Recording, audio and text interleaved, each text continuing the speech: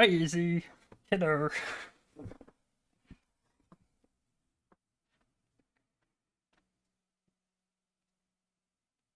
Where's my... Okay, copy this. I really need a bot just to automate this. I have to, every time I go live, Hello. Hello? Oh, can you hear me? I can hear you fine. Wait, I This is thought the you first did time. go up on panels. No. Oh no, I did not. I'm not sure if I texted you that, but no, I do not go up on panels typically. I only go up on panels of people that I trust, and I know I can enjoy the time I'll be there. Yeah, no, I get that. Yeah, no. I probably already I sent it to you, but it's like um the one in the top left, whatever her name was, the authentic one. Yeah. Um, is inherent, like it's just like I go on a Richter scale of how insecure and how like just down bad they are to have a point, and it's just kind of like her argumentation she thinks is such a catch-all, but it doesn't she doesn't realize how fucking stupid it makes her look. It's funny with like, why can't I be a trans woman? And it's because it's a very simple answer of a trans woman is someone whose gender identity doesn't align with the sex assigned at birth, and so her entire point is disingenuous as fuck from the jump.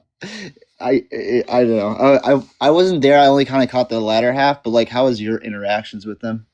Good. I was running Alan Gewirth's. It's called the it's called Universal Human Rights as part of the argument, or PCG, principle of generic consistency.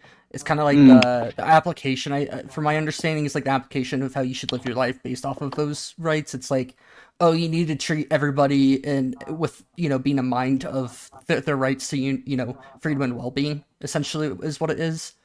right. Like it's a basic argument. The short of the argument is I can pull up my notes because I haven't memorized this quite yet. Is I that would love that. it's that we are purposeful agents. So that means we Mm, do things for reasons, and that's very important here. And we're actually going to be using this purposeful part of it as like the grounding mm, for morals universally.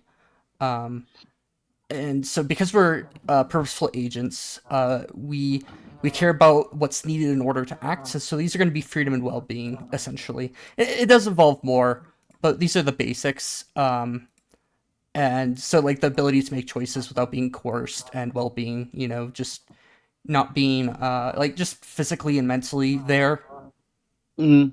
Yeah, Um, basically, like the way I see that is more of like taking the individualistic approach of just like being considerate of the fact that everyone is their own unique human and has to deal with their own intersectionality of struggles, and that should be respected, and we should be able to like analyze these things if that makes any sense at all. yeah, this is like an argument to like solidify that though. So Right. then you basically, it says that we claim the rights to freedom and well-being for ourselves, based off of us being, essentially us being purposeful agents and needing freedom and well-being in order to actually be like an agent. In fact, it's Right. interesting. And then we have to universalize these rights to everybody else in order to be logically consistent. And Oh yeah. so then you can just use this to hammer home that it's like you basically can shift the burden onto other people to show that unless if you can show like substantial harm to other people, you must allow people to act with their own freedom. And it's Oh quite yeah. a brutal argument for GCs.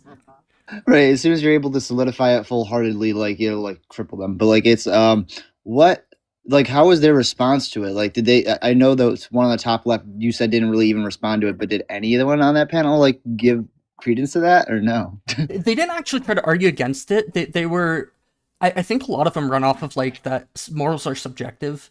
So there's Mhm. two ways that you can see morals. It's subjective where people think it's wrong and it's wrong, or like a society might see something wrong, and it's all subjective.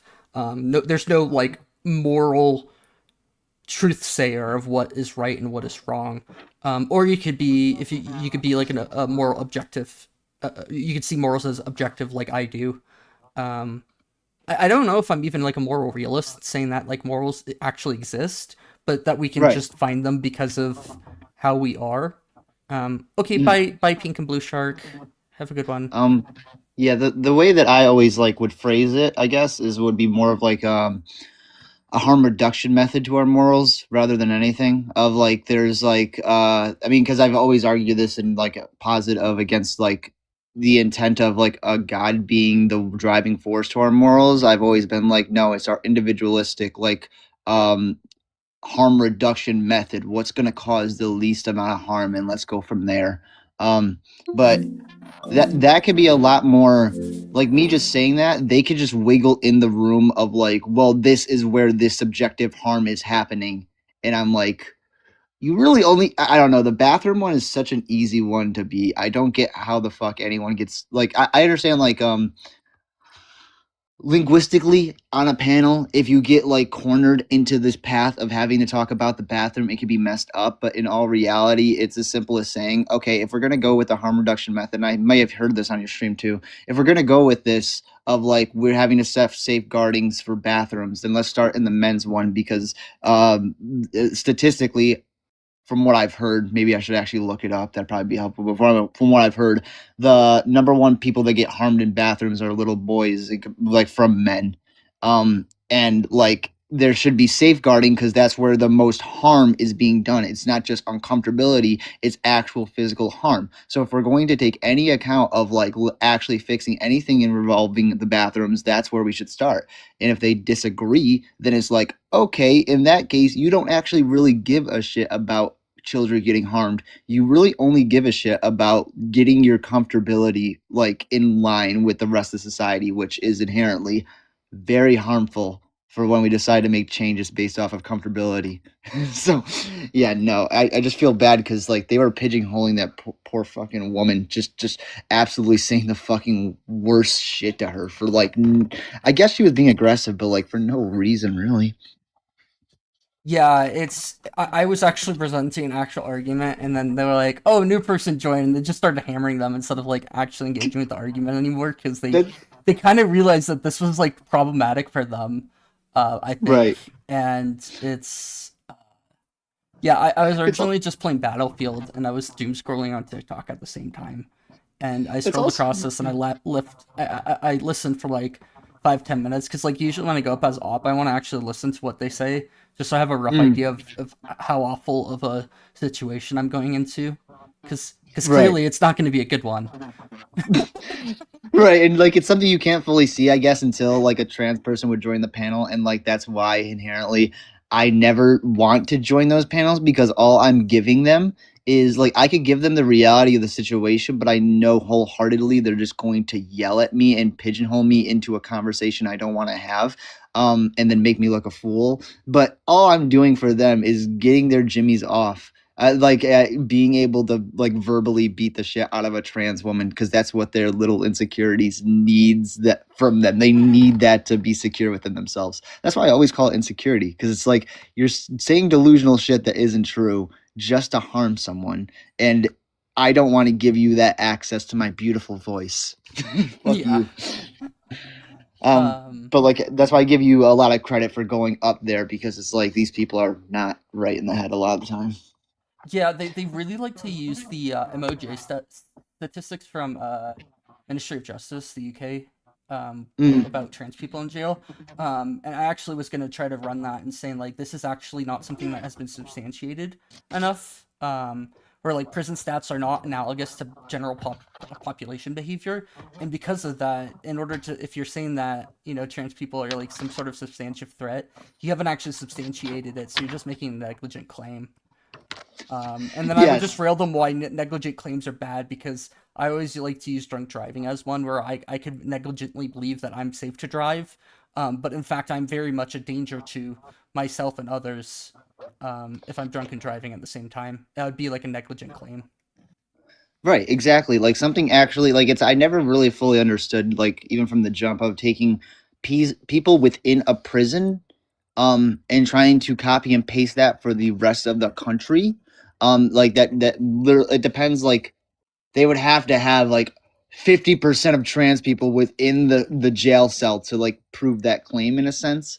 So I mean that's just and also the fact they have to go all the way like I'm based in the US, so maybe that just comes from my ignorance, but like having to go all the way to the UK to have a point is like, what are we fucking doing here? If this is like a very much if this was a very harmful thing that was very like a lot of cis women were getting hurt, there would be way more than just like a few examples you could slide our way. Like it would be like a more systemic thing. But yeah, no, these people annoy the fuck out of me. They really fucking do. I do not know how you're able to even interact with them, if I'm being honest with you. I just turned my autistic brain, and all emotions go away. That's my issue. No, that's my issue. That's my issue. Is I think I think my emotions can get the better of me sometimes. Like that's why it's just like I don't want to.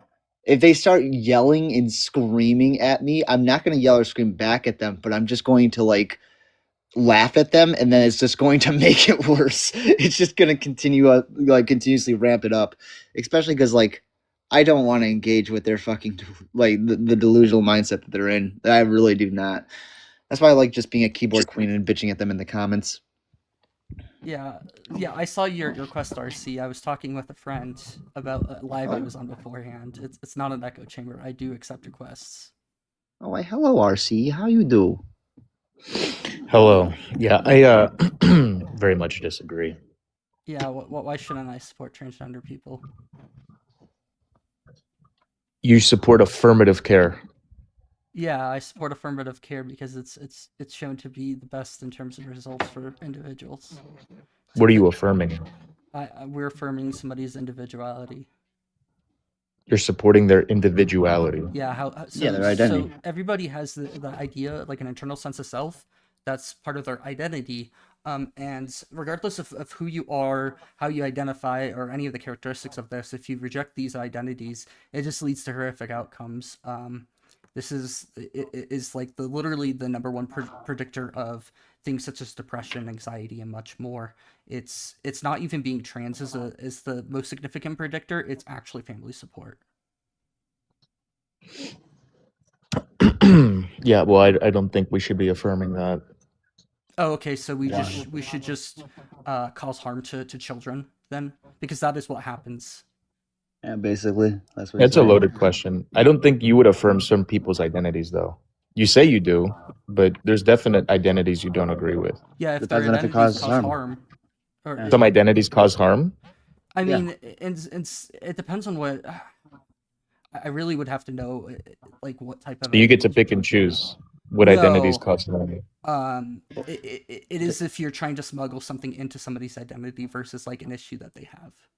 It depends on the actions the identity did, like the person themselves. It depends on the actions that comes from that identity. It doesn't inherently come from one's identity in and of itself. It's if that thing is causing like harm to other people. How do you determine if it causes harm? By seeing if they. Do you go on? Yeah, you can look at like a substantive like way of doing it. So like we have to look at like an overall picture of what's happening within like a society. And I base my harm basis off of the ideas of freedom and well-being. So taking away freedom and well-being, either one of those would be causing harm. Yeah. I could apply that standard, give you a scenario, and it would immediately fall through. But I don't want to go through a list of hypotheticals. I want to stay on topic of the transgender. But no, I don't think it's harmful for people like me to not affirm their gender. It is. But we can just substantiate the fact that it's not, or that it is. It's harmful if I don't want to call a man a she, her. It does lead to harm down the road. It leads to harm down the road if I don't agree with their self-identity. Both immediately and down the road. So, so I'm harming them, like I'm assaulting them. I'm not saying that you're directly actually harming them, but your actions. Yeah, you did. Lead to you said that I'm harming them. Worse outcomes down the road. I would say it's more so. Go on. If I take a bucket of water and during a cold night and put it like right before a stoplight and I ice the roads purposefully, I'm not actually causing any harm to anyone. I didn't cause those vehicles to crash, but I definitely am responsible for the harm. Yeah, you did something in the physical environment. All I did is just not agree with their perspective. I mean, you speaking is physical in some sense. My opinions can cause harm. So, Wait, so is your that the if opinions that's the versus opinion you're speaking holding? is different. So words can cause harm. Yeah. So what about Famous- gangster music that young black kids listen to that romanticizes gang violence and drug abuse? Do you think that causes harm too? That's That's quite you. the pivot. No, that's there. different. No, that's different It's because quite the black pivot people are a there. minority. Yeah. I would say that No, then music has concede. You have to concede to that then, right? Because you see that kind of stuff perpetuating in the black community. Well, I would say that society doesn't often perpetuate what's best for society. So I could just hold to that. It's an easy concession to make. If you think words cause harm, then obviously ghetto black music that causes harm to young black kids. It could cause harm. I haven't looked too much into it. I'm just gonna make agnostic to it. Because I haven't. You're gonna be into it. They romanticize abusing drugs and gang violence. More so showing off the conditions of the red line areas that they're in. That's typically where it is. They're just making. I don't like speaking Now I'm about getting topics. Yeah, you don't have to mute them, Cole. Oh yeah, you can come up, Cole. Sorry, I didn't see that. Couldn't accept the life's pause. What? There we go. I can just remain agnostic about this because I don't like to speak about topics I'm not actually well informed. Then don't say words cause harm. RC, please stop interrupting people. The mute was delayed, and it was also because you said medication, but used a different word, and we do want to try to stay TikTok friendly with our language. Please and thank you. Oh, yeah, I'm sure that's why I was muted. You said drugs. That's what you said. I remember that. Yeah. Yeah. So being supportive of individuals is more conducive to better life outcomes. No. Oh. So you just reject science then? I'd be more than happy to provide you like a huge number of sources that substantiate this claim. Okay. I sure. What's the long-term study that shows that T people getting these surgeries is beneficial? Long-term, past 10 years. That would be a misunderstanding of my claim. I don't even have to show that it's actually hard. Like, I'm not even talking about surgeries. I'm just talking about basic voice of like just even affirming that they're not crazy, and saying that, yeah, this is within the normal expectations of what we see as human identity.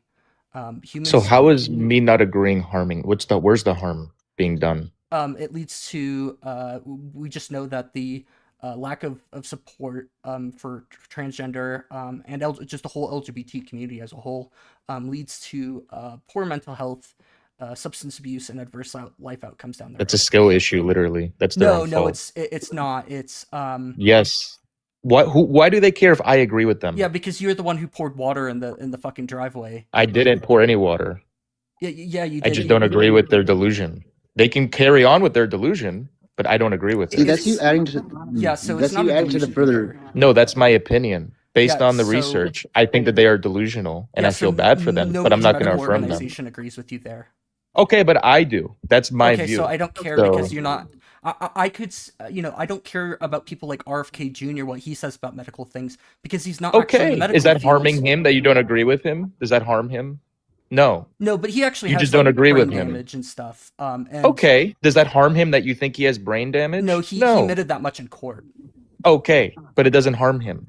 I mean, just like it doesn't harm trans people that I don't agree with them. The brain damage. Can I interject real quick? Yeah, go ahead. Two questions. One, Keaton, check Discord. That's not a question. That's a comment. Two, RC, are you the right corner dude? Is that? Yeah, I'm the right corner. Oh, okay. Good to know. I know of you. We got to be careful platforming him for Why? sure. Because I don't agree with the trans community? Like, no, why? That's not why. Why? Tell me. You've done and said a lot of really awful things. Yeah, I've said things that you guys don't agree with. Obviously, you think I'm not it's talking awful. about on this live. I'm talking about like slurs and just dragging certain like communities through the mud. I mean, there are literal clips.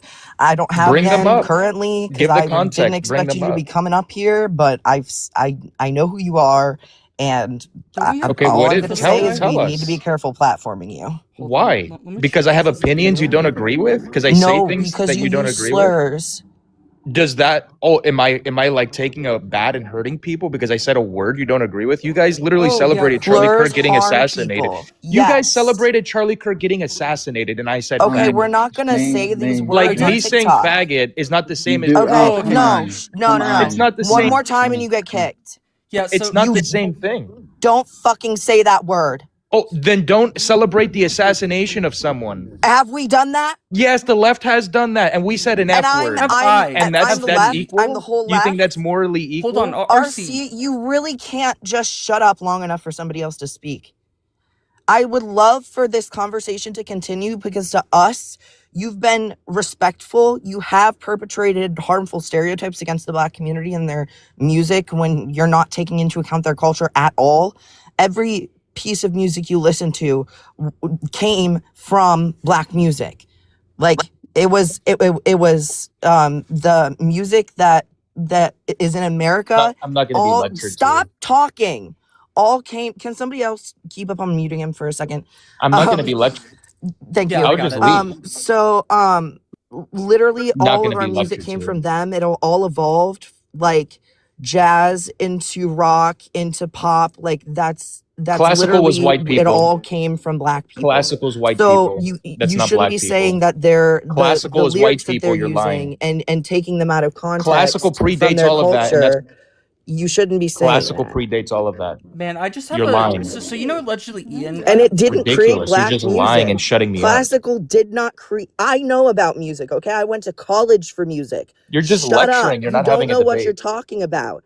Don't speak about music Cowardice. history when you don't know it, because the music in America didn't come from classical music. It came from the enslaved African folks that we fucking forced to come over here. We can have a And it debate, came or I'm from gonna their leave. suffering. That is We where can this continue music the came debate, or I'm from. gonna leave. And to deny that just isn't true. Mute me again, and I'm gone. So I would RC love for you to be RC, at this point. I'm not gonna let you speak over other people because I'm not speaking over you. Oh, yep, he ran. Oh, yep, Rage Crits. I have that on my bingo card. I actually pull up, you know, like allegedly Ian's bingo thing. Yeah, they have a bingo card for him, and I did quite Yeah. well. For him Name specifically, calling or insults. Oh, yep. there was only like 2,000 followers, so I didn't even realize it was him at first. And then Ashlyn messaged me, and I'm like, "Wait, is this who that is? Yeah. Like he's awful." Yeah, no. No, the thing that I wanted to say to him specifically was that the main factor of why he ought to change his language is because of the stigmatization, and how every single, when it comes to researching trans suicidality, that every single one of the results has said that it's stigmatization and discrimination that is the most important reason as to why we ought to change our language. Not that we should force him to, but that should be the moral guidance as to why he ought to. Yeah, no, I think that's what he needed to hear. But at the same time, him crashing the hell out and saying the F word was kind of really pathetic. It's just kind of like, I feel like he needed to hear the stigmatization part. Right? Honestly, when he dropped that, I was like, "You shut your bitch ass up right now. Yeah, and Let also me teach you about music history." Sorry. Also, when he pivoted to like, when he pivoted to the to Black people music, it was like, yeah, no, they made that out of the culture of a case of our country not being well off and not like giving them a hand back up. Literally, us redlining I'm specific surprised they areas of accepted the that. country.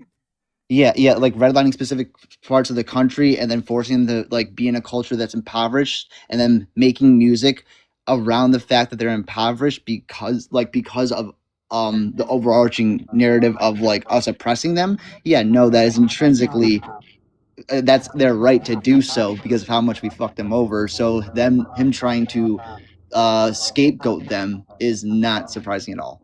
Exactly. And it literally goes back to like when Black Americans, when they were enslaved initially, like how do you think they kept their minds busy / like kept their not spirits up, but like kept themselves kind of going, you know, when they're working those monotonous jobs in fields and such, like they fucking sang about their suffering. They turned that into jazz, that turned into rock. Then we have like hip hop, and then you get pop, you know? They're some of the creative arbiters and leaders, like in general, of African culture in general, or like just like they're pouring their heart out through the strings and through their voices are like the bedrock of creativity in this country. In this country, yes, absolutely, 100,000,000%. When he brought up classical and shit, I'm like, I did take music history. I know about like French and English operas, all that good shit. But like, that's not the basis of any of our American music. It's not the basis of any of it. So it was pretty funny. Right, but let's get to the next guest. Hi, Tish. Oh, I think this is a friendly. Hi, Ashlyn. Ashlyn, I know you're not talking to me. My name isn't Ashlyn. Yeah, I said, I think you're friendly, and I was referring to you. And then I said, hi, Ashlyn, because I saw that she joined. Sorry about that. It's probably a little confusing. I just really wanted to talk to that guy, but he's obviously gone now. But he wasn't wrong in what he was saying. He was right about most of it. He was just wrong about the music. Yeah, but like also like when we were like meeting him, it was because of things like he would just overspeak everybody. RC's just known to do that. It literally is on the bingo card we have pulled up, especially things like the you guys, the liberals, that kind of stuff. Of course, but if it's not the truth, why would it affect you? You can't hurt anyone with false information. And also, if you just allowed him to speak, then you wouldn't have been speaking at the same time, because then you could have spoke after him. And then if he did speak at the same time as you could have just dropped him. I was literally sat outside watching everything. And it was you guys that kept speaking over here because you didn't like what he was saying. Well, I Whenever- didn't speak over him, so Okay, well. Yeah, whenever his thoughts started in the middle of ours, that's when we have a problem.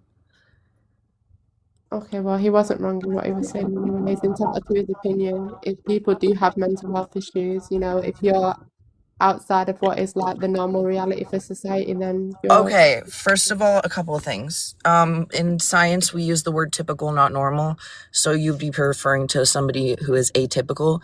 And two, if you're saying mental health issues in reference to being transgender or having gender dysphoria, you're going to have to substantiate these things to make those Well, claims. is it not in the DSM-5 PR?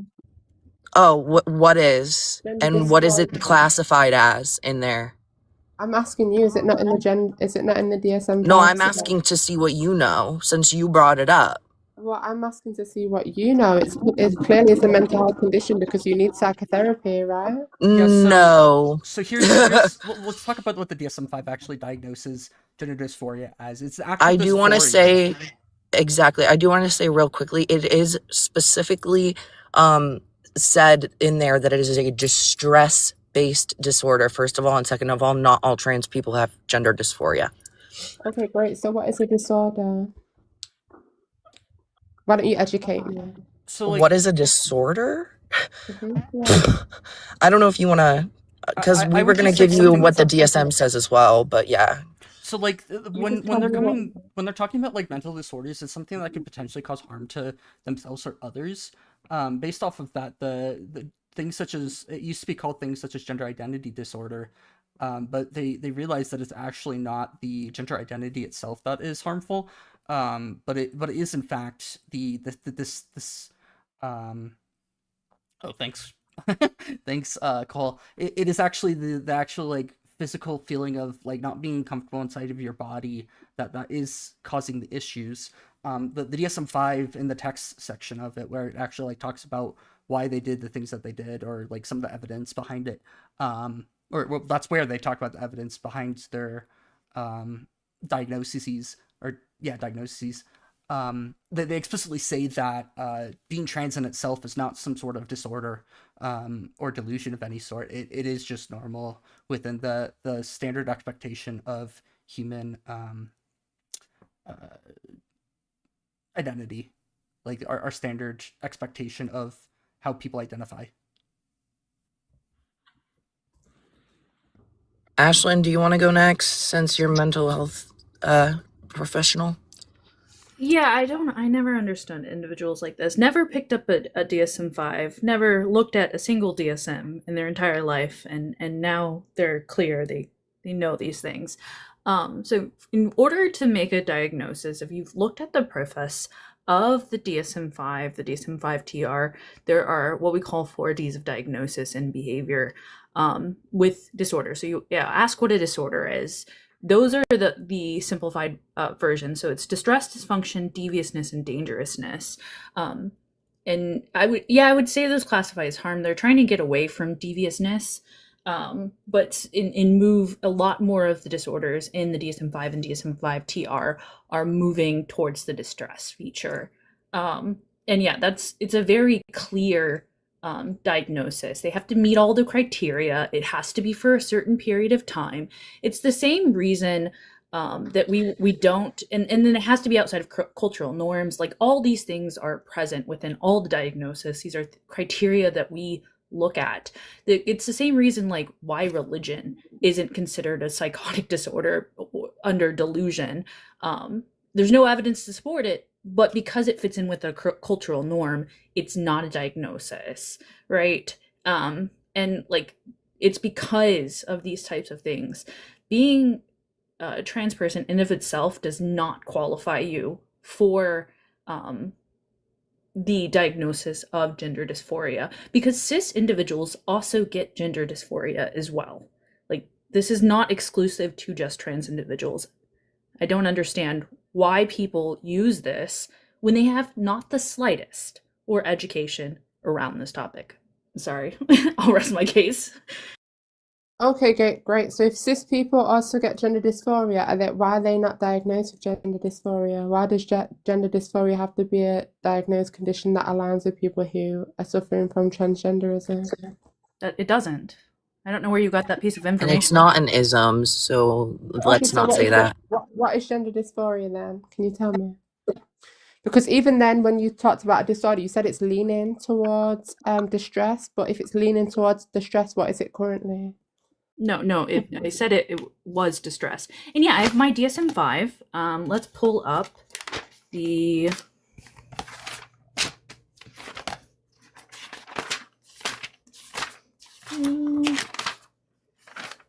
Yeah, so it could apply to things, to individual cis. So gender dysphoria is like, correct me if I'm wrong, Ashlyn, but it's basically it relates to people who are gender and gender diverse typically, but people with like intersex conditions can have suffer from gender dysphoria because it is a mismatch of their body and their internal self and the sex that they were assigned at birth. And you don't even necessarily have to be intersex, because there are men who, as they age and lose testosterone, develop gynecomastia, and they also experience gender dysphoria, and they're not intersex and they're not trans. So these are like, and it's not even like fringe cases. Like, over 60% of men will develop gynecomastia at some point in their life. And so sometimes people need gender affirming care regardless of whether they're cis or trans. Yeah, and what's weird is they'll use the DSM-5, but if you've actually read the preface of the DSM-5, it actually specifically says that gender and sex are not the same thing. So they'll use this, but then they won't actually read the text and see what it says regarding this. But there are, in criterion A, there are 8 different criterion. You need to meet at least 6 of the following. And then there's criterion B, you need to meet, it's just with disorder of, specify if the condition is associated with clinically significant distress. That actually is the thing that has to be met. B has to be met, and then it's specify it. Excuse me. So I don't know where you're getting this information from, but you could like literally just go find this online and read this specific diagnosis, and it'll tell you exactly what you wanted to know. But I have a suspicion that you were never going to do that, because this is more about the persecution of trans individuals because you don't understand them and you have bigotry. That's my suspicion. No, sweetheart, I actually want you to educate me, but you still haven't told me if it's leaning towards distress, what it is currently. So can you give me the definition of disorder then? It's not. There's no definition Oh, per there is a se. It is definition because wait, because every word has a definition. So what's the definition of the it's word? a marked incongruence between one's experience expressed gender and the assigned gender of at least 6 months duration, as manifest by at least 6 of the following, one of which must be criterion A1. And then it goes through. I'm not gonna read you the text. You can literally I fucking don't want to know the text, sweetheart. I just want to know the definition of the word disorder. If you can give it to me, you're spouting off all of this stuff. You clearly are very well educated. So why can't you educate me on the definition of disorder? Respect the panel. You can Google it. I'm not here to be a free tutor to you, sweetheart. Respect his end, okay? You can Google it. I'm not your tutor. You're not paying me. Okay, well, I just wanted to know what it meant, but if you don't want to give me the definition, then I'm just going to presume. I'm talking about the disorder of gender Okay. dysphoria, Okay, and I but already before- went to before- clarify wait, what before disorder. in the I went to clarify what disorder meant in accordance to pathology in the DSM-5. The clarification is that there are no cultural there are like no cultural significance, meaning things like bereavement hallucinations cannot be characterized as this. I'm giving you a clinical understanding of what disorder means. And then I told you there's the layman understanding, there's the 4Ds of diagnosis. This is in the preface of the DSM-5. I've gone all over what disorder means to characterize as patho in the clinical psych setting. I've already given you this information. It's also categorized as a distinct diagnostic class compared to like other types of disorders. Mm-hmm. So it's not like we can really compare it to. It is its own thing. It's not like it's closely related to something like so. People who have let's say BP or BPD, borderline personality disorder, that it's classified close to things such as schizophrenia and other disorders that we know happen due to similar things occurring in the brain. But we understand that gender dysphoria is not closely related to any of that, so it's underneath its own class, categorization essentially. Yeah, it's marked as 302.6, and it is its own category within the DSM. Yeah. No, you're right. Yeah, no. I'm telling you, it's marked as that's just the code. And then it'll be like disruptive, impulsive, and control conduct disorders, like underneath that, and it'll list multiple disorders. So yeah, this one is in its own class in the DSM-5. There are no other disorders. Besides other unspecified or other specified, but those are just kind of technically subcategories. They're not like the main category. Like you'll see with like sleep-wake disorders, you'll see with like psychotic disorders, dissociative disorders, elimination disorders. Well, they'll have other disorders typically underneath them. I was saying sorry because I accidentally invited somebody up when I meant to reply to them. Sweetheart, you're just speaking to yourself though, because I asked you a plethora of questions that you've still not been able to answer. You're spouting off all of this stuff. I didn't know the world revolved around you. Look, and you keep interrupting. And you said when the last guest was up, you didn't interrupt, and that just goes to show you keep speaking over me. So you want respect, but you can't give it. You're clearly not educated as you can't define the word disorder. Have a great day, guys and girls. You're not paying us. Okay, We are can not I your get tutor. okay? All right. I was Ran just saying, away? if they want the simpleton answer, like from what I looked up, they just wanted a mental disorder. A mental disorder is characterized by a clinically significant disturbance in an individual's cognition, emotional regulation, or behavior. This is literally like that. Like what you said was what perfect. I said. Yeah, exactly what you said. Exactly what I said. Exactly what you said, but they want it in the layman's little spoon-fed version. It's stupid. And they don't want to use their own fucking search engine and educate themselves, or they don't want to pay anyone for education. It's like you could have also asked for Ashlyn's Cash App, probably. You know? No, because what was annoying me was like if you engage with what she was saying, you would have gotten that and way more of an understanding. I'm like, what the fuck? So. like as soon as I accepted Ashlyn up, I was like, because at first in the conversation I was like, I don't know if Ashlyn's here and I don't know if they're hearing what's going on, but this would be the perfect time for her to be here so that I can have her up. And then you requested and I was like, bam, get her.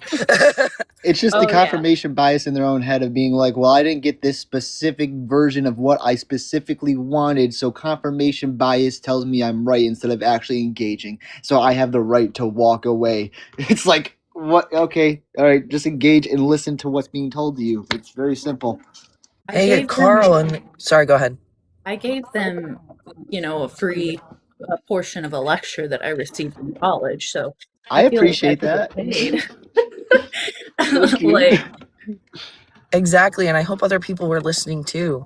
I don't often interact with comments, but people keep saying delusional, and I don't know if Carl's still here, but like, request up. Let's talk about it, dude. For real. His account's either private or he ran. I can give you that listen, information.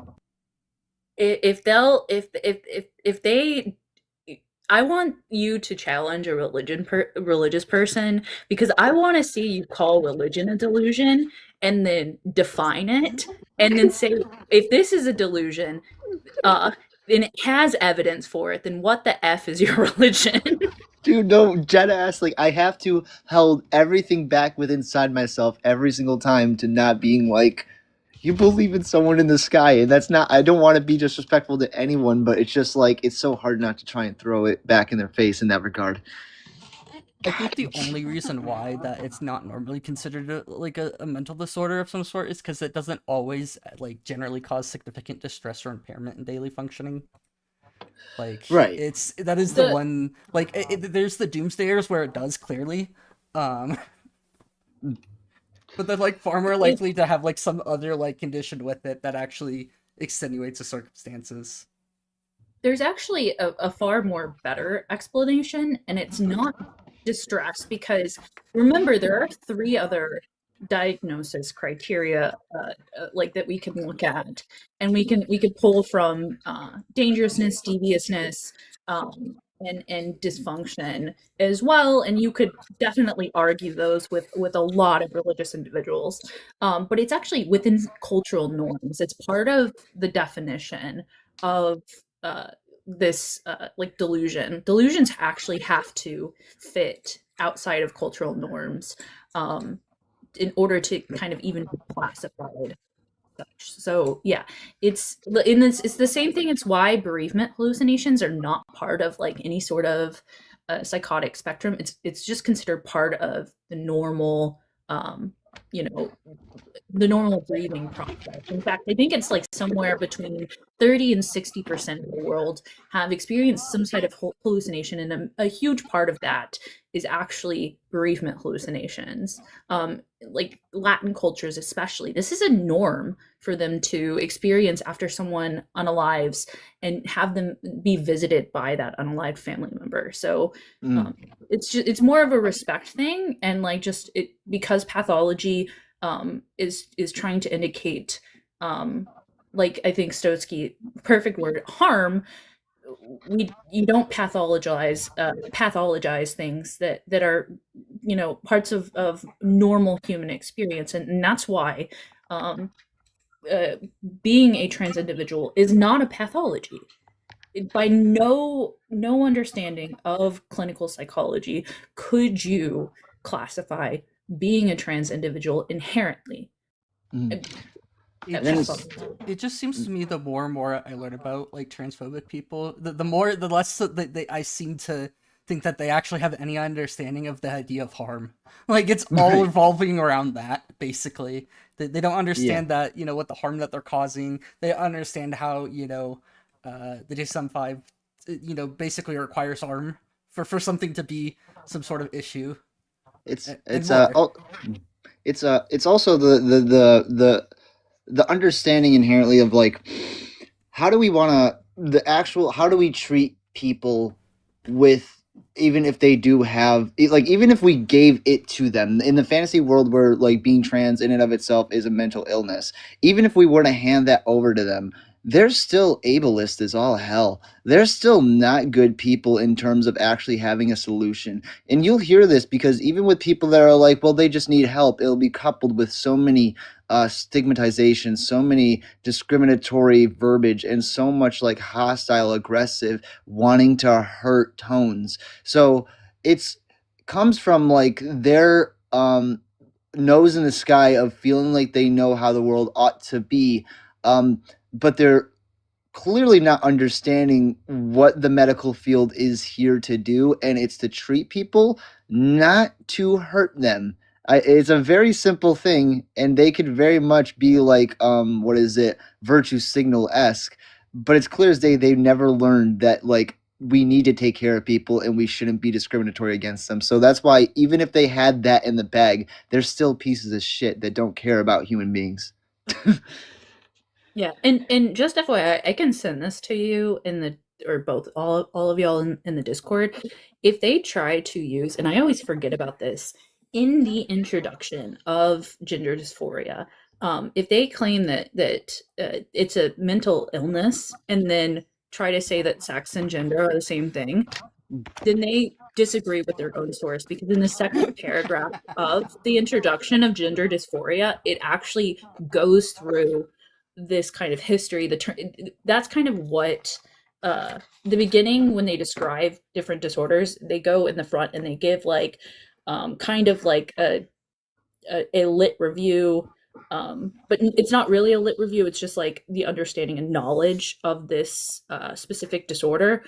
And the need to introduce the term gender arose with the rationalization that for individuals with conflicting or ambiguous biological indicators of sex, intersex, lived role of society, and identification of male or female could not uniformly be associated with or predicted from biological indicators, and later that some individuals develop identities of female or male variants within their uniform set of classical like it goes through and serves them up with like the actual understanding.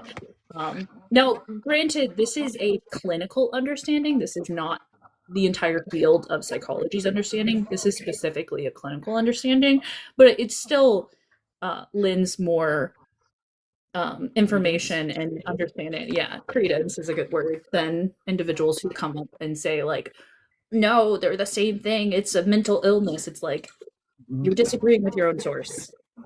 It just proves the ongoing contradiction that they'll always have to fight, the cognitive dissonance of the fact of their feelings versus the actual facts. It's forever going to be them slamming their head against the same door. Wait, and it's just like, this is hilarious when you think about it.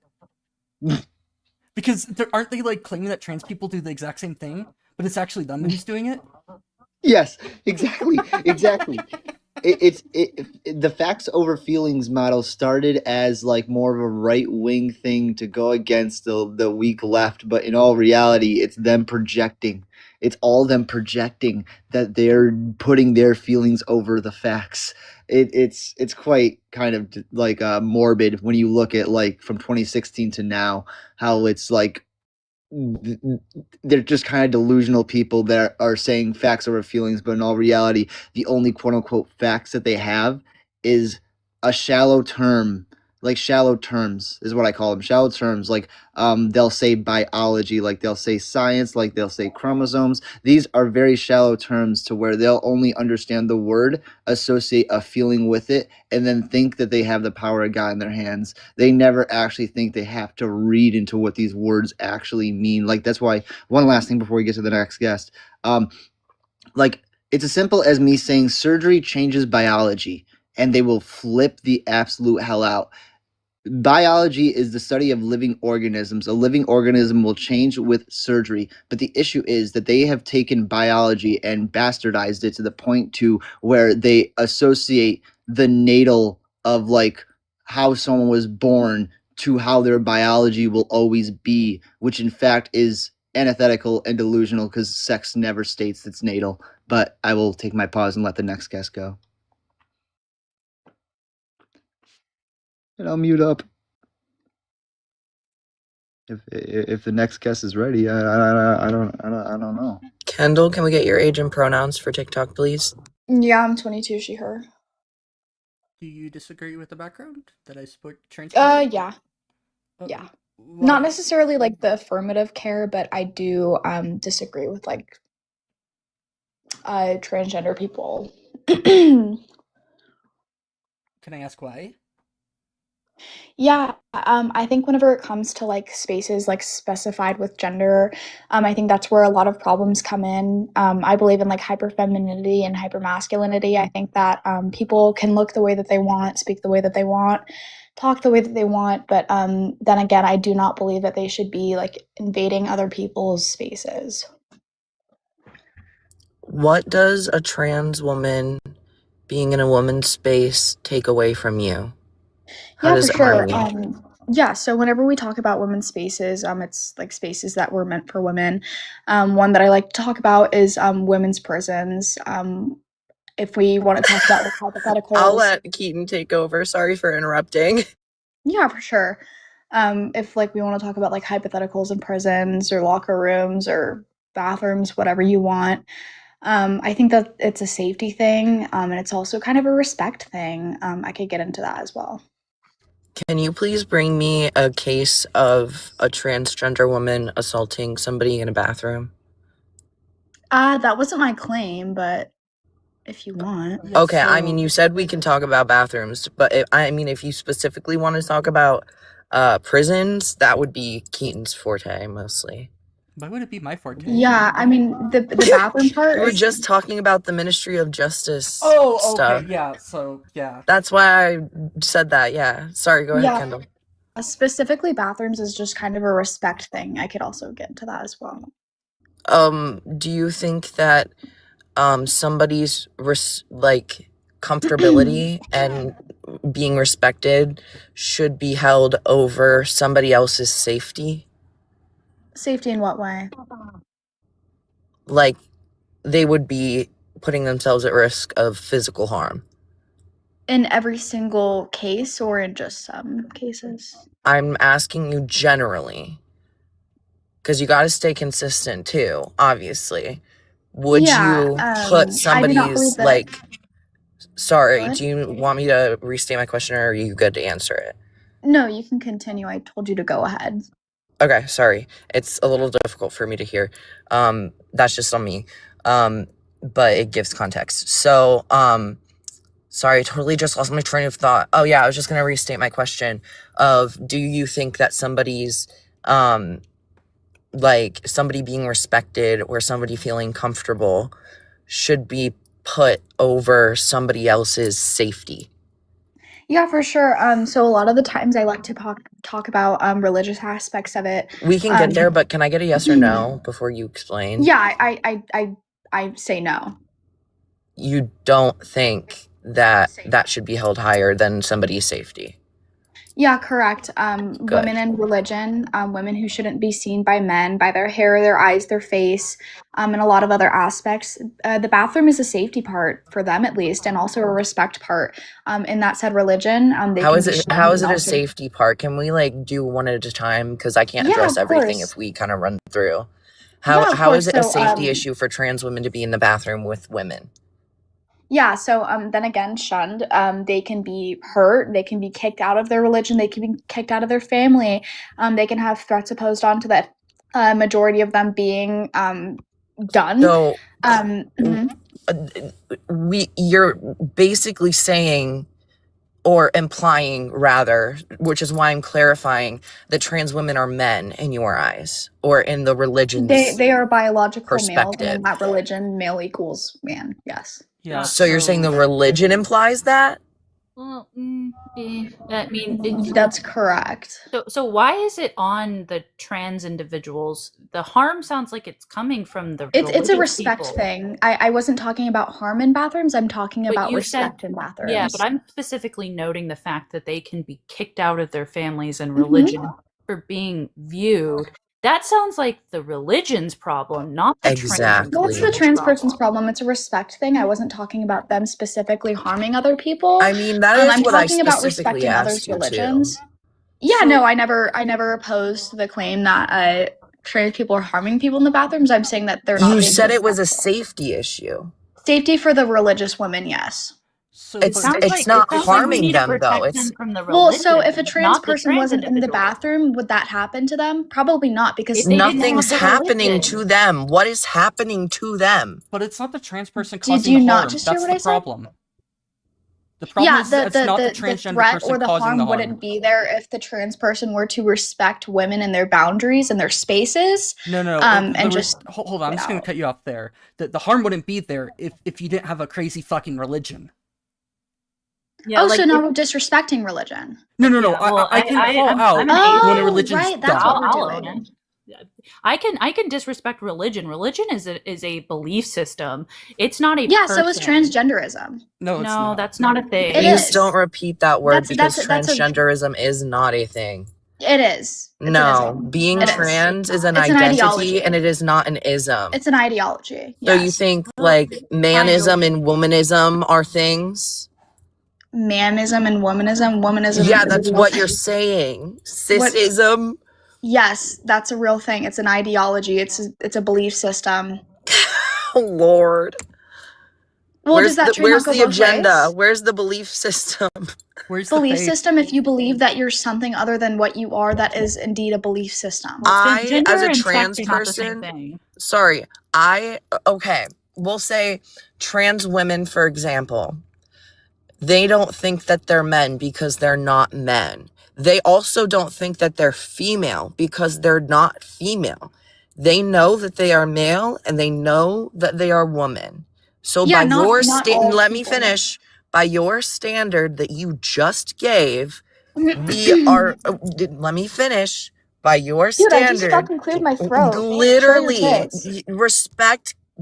Seriously, Hey, Cole, respect. calm down a bit. Just They were just respect. clearing their throat. I just want to say that if you're specifically talking about Christianity, the same book in Deuteronomy 22, chapter 13, When did I chapter ever bring 22, up verse- Christianity? I'm just saying that religion. Right, but this itself- isn't relevant to the conversation, it so why is. are you bringing it up? You don't. It You don't isn't. get to dictate what. Let you do Ashlyn or not. finish. Right, but it's not relevant, so I'm not It going to is. take it into. I'm It not going is. to take it into account. I just Okay, want to let that's you know. fine. Okay, that's fine. I'm just going to say it anyways. In Deuteronomy chapter 22, verse 13, it specifically describes a situation in which they stone women for not bleeding on their wedding night, because their hymen didn't break and they had to show a sheep Yeah, to the that's in Old temple. Testament, by the way. It doesn't matter. Yeah, it Jesus in does. Matthew 5:17 said, "I did not come If to you're going to abolish study the the law, Bible, but to understand what it fulfill it." means. I literally debate this and I Rude. get paid to do it, so you can shut up. Oh, I'm sure you do. I'm sure you make a lot of money. Well, they don't know who the fuck I am. I'm Okay. sure you make a lot of money. With 16 viewers, right. Okay. This Well, on isn't- this, Yeah, Yeah, I'm I'm sure a if you pretty had like small a host. substantial like following, they would be watching you right now, right? Okay. Yeah. Okay. Kindle. Yeah. Okay. Anyways, Matthew 5:17, the Sermon on the Mount says, "I did not come to abolish the law, but to fulfill it." So until not a jot or a tittle. So these are Hebrew markers of the law will be abolished until all is accomplished and heaven and earth pass away. All is yet not yet accomplished and heaven and earth have not yet passed away.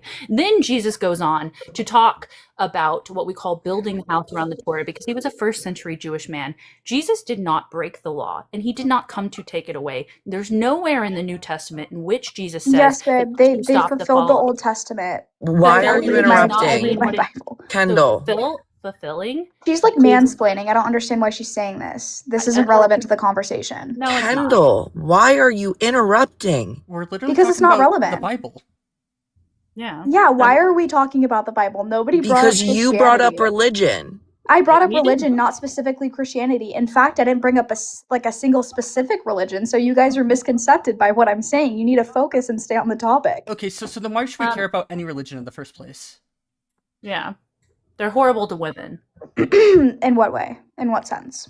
I already explained this to you, Literally Kendall. saying, Since Well, you then Okay. it has to apply to every single religion, not just one specifically. You said religion is bad, and it has to All apply the to every Abrahamic- single religion. No, every it has single to. Abrahamic, the most No, it predominant has to apply religions- to every single religion. The If you most want to make that claim predominant- that they're horrible to women, it has to apply to every single religion. No, it So, doesn't. and what? Yes, it does. The claim is That's all religion or is horrible nothing to fallacy. women. That's what a claim is. If you're going to make a specific claim, it has to apply to I'm everything under that Kendall, specifically, claim. be I'll clarify. specified. I am specifically talking about the most predominant religions within the United States in where we live. So the three most dominant ones are the Abrahamics, and they all use the same basic, stem from the same text: the Torah, the Tanakh, the New Testament, and the Quran. And they all say virtually the same thing. They're all bad to women. So it wouldn't matter, because they all say to the same effects that women should be stoned, that they should be submissive, that that in the Quran it says you can beat your wife. He married like a child. He clearly doesn't. In both Jewish and in the Quran, women's testament, according to law, are only half as valuable as a man. I could keep going. Okay. It does not. Within the United States, these are predominant religions. I have no reason to respect a religion that harms women. Okay, so Far then I more have than a no trans reason to individual. respect somebody who's mutilating their body and thinking that there's something We're that they're not doing that, What? bro. Yeah, that's What? mutilation, babe. That's That's mutilation, not. babe. Mutilation is beyond disfigurement. It's under functional after It's it's mutilation, happened. babe. No, it's functional after the fact. Mutilation is doing something to the point where it's non-functional. You don't know Yeah, what you're that's talking about. what that You is. don't know what you're talking about. It's mutilation, babe. No, it's not. It's like, Okay. like, what do you mean? Look at the I'm actual sorry. surgeons. I do need to cut in because there are actually experiences of intersex folks where they, and I'm going to say this in the proper, actual, only proper context, that experience infant genital mutilation. And we don't want to use the term mutilation because we're taking away the actual like weight of it from a community that we are not talking about or a part of right now. So we don't need to that be the same using thing as, that like, term. saying hermaphrodite? Kendall, we don't need to be using that term, period. Not in Is that the reference same thing to as using the hermaphrodite or conversation. no? Hermaphrodite is not a proper word to use for humans. Yeah, it's a Yeah, I slur understand. I'm against just saying that. humans. Oh, You're that's a born a slur. constitution. Against humans, yes, you can talk about plants and animals with it that are truly hermaphroditic. But if you're Yeah, I talking know about humans can't people, be it is a hermaphrodites. slur. I know that, but it's not a slur. It's a It- biological. It is a can be slur used as towards slur. humans. We're No, it's not, gornoconic babe. species. Hold on. No, it's not, babe. You don't even Yeah, know what you're I talking know that humans about. can't be Oh, are you hermaphrodites. sure? Are you sure you actually know I'm that? I'm You're I'm just using the positive. I'm slur. just Stop saying that a using lot that of in people. reference to human beings. It's literally I impossible never. for I human didn't use beings. it Let in me reference finish. to Let me human finish this beings. time. It's impossible for human beings to have both functional Yes, female I and know. male Cole, organs. she I agrees. So it's know. just inaccurate. Cole, she agrees. Yeah, but it's not a slur. It's a biological term. It's a slur it has in been reference used to for It's humans. not. Do you want to Hold give on. me like? Do you want me to tell you like a list of slurs or no? So Kendall, Do- it has been used I bet you as know him. I bet you know him. I was has about been to used say, as if a you want to slur. do that to yourself. Yeah, I'm sure.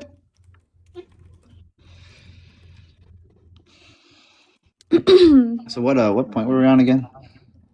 That transgenderism can't What like the if fuck? you don't Isn't want a to respect thing. it is a Kendall, thing. It's an Kendall came up ideology, it's a here. It's mindset. not. It's Kendall not. really came up here because Kendall, I don't think, is very self-confident. Kendall's got something wrong going Oh, on. now with so her. now we're turning to insults and things that you're You self-projecting haven't No, been on. insulting trans It's people? just Is I this give you what self-projection? you give. Is this So self-projection? Are you like I putting that give onto you me what because you you're give. insecure as well? So Because you want like when you men in our come up spaces, in our here, prisons, in our you bathrooms, in our don't locker rooms? listen. Are you insecure as well? You disregard the actual logic and And the you bring data. up irrelevant points. You're talking about like religion and Christianity whenever nobody brought up Christianity. You brought up literally religion. brought up religion. Yeah, correct. That doesn't apply to just Christianity, babe. It's It's the called using predominant ones context within the clues. United. It's called using context clues. It's still cool. You want to talk about context? I gave you the It's called context. using The context context clues. I are. think you're a little bit Do dense. you just like listening to yourself fucking talk?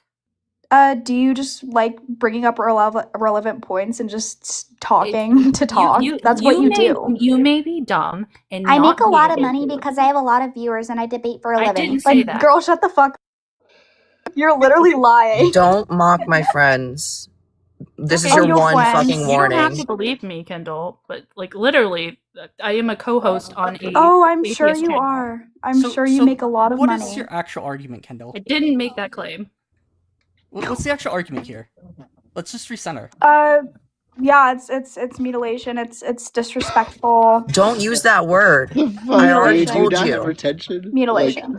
Like, Do you think breast I implants are just want to kick her at this mutilation, point. The intersex community wouldn't want this shit, So- in my Hold on. opinion, and I don't know for sure, but this is bullshit. So Kendall, is it mutilation when a female has her breast removed? When they have their breasts removed, Yeah.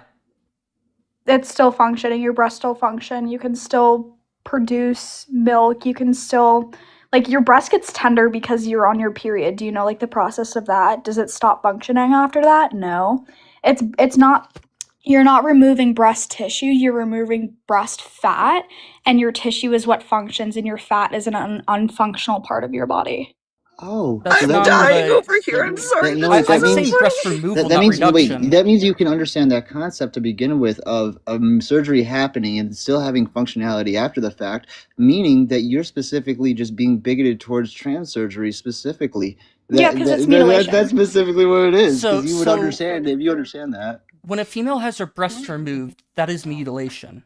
Removed, not reduced. Removed or Yeah, removed. removed. Reduced. I heard reduced. I meant Hey, removed. Stoke. I might have misspit. No, you're good. You spoke correctly. She misheard. You're good. Restate the question. In silico, In silico, by the way, is a really good friendly. They have, they're working on their PhD. They're extremely well educated. If you want to have them up, they can explain their biology, all of that. Oh, okay. I was just gonna, but it is. I am saying removed, like completely. Oh, removed. I mean, if it takes away functionality, that is mutilation. Yes. So, did my mom mutilate herself whenever she had a double mastectomy to cure the breast cancer that she had? A double mastectomy, yes, that is mutilation because you're taking away the part that functions. That's fucking crazy.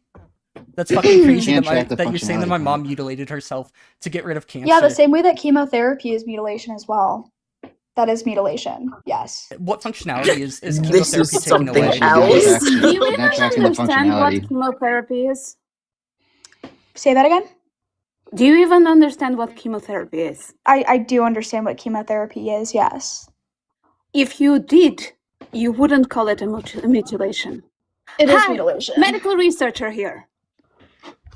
I didn't Hello. ask for your qualifications. What are my qualifications? PhD Medical student researcher in here. medical research. So you make a lot of claims without any foundations to it. So it's my time to correct you. So let's say what happens quite on a regularly, and preface, I hate when this happens, is that when a child is born intersex, that their parents will perform surgery on that child when that child is still a minor to quote unquote assign a gender to that child. Yeah, Is they that still have it. They mutilation? still have it like a predominant. Is that mutilation? Yes or no, please. Is what mutilation? Is gender affirming surgery for somebody who's intersex? It depends on. No. I have said specifically what case that we are talking about. When that child is a minor and has no ability to consent to that surgery because that child is a minor. That surgery has no medical reason to exist, has no physiological reason. That child is perfectly healthy as it is. Yet, because there's bigots in society like yourself, there are parents that perform that surgery on their intersex children. So my question again is, I just want a yes or no. Is that surgery performed on minors to quote unquote assign a gender to them mutilation? There is no single medical reason to it. Yeah, I mean, surgeries don't affirm your gender or your sex. I'm not quite sure what you're trying to say or what you're trying to prove. Then again, we can tell our sex by our gamete production or denotation. And then I guess a follow-up question: Can you define bigot? About 5% Can you define of bigot people or that no? are assigned a male at birth will never produce Can you gamete. define bigot because you're using the word? Can you define that? No. Don't pivot. We asked you for a yes or no. Oh yeah, that was this my is the follow-up fourth question. time.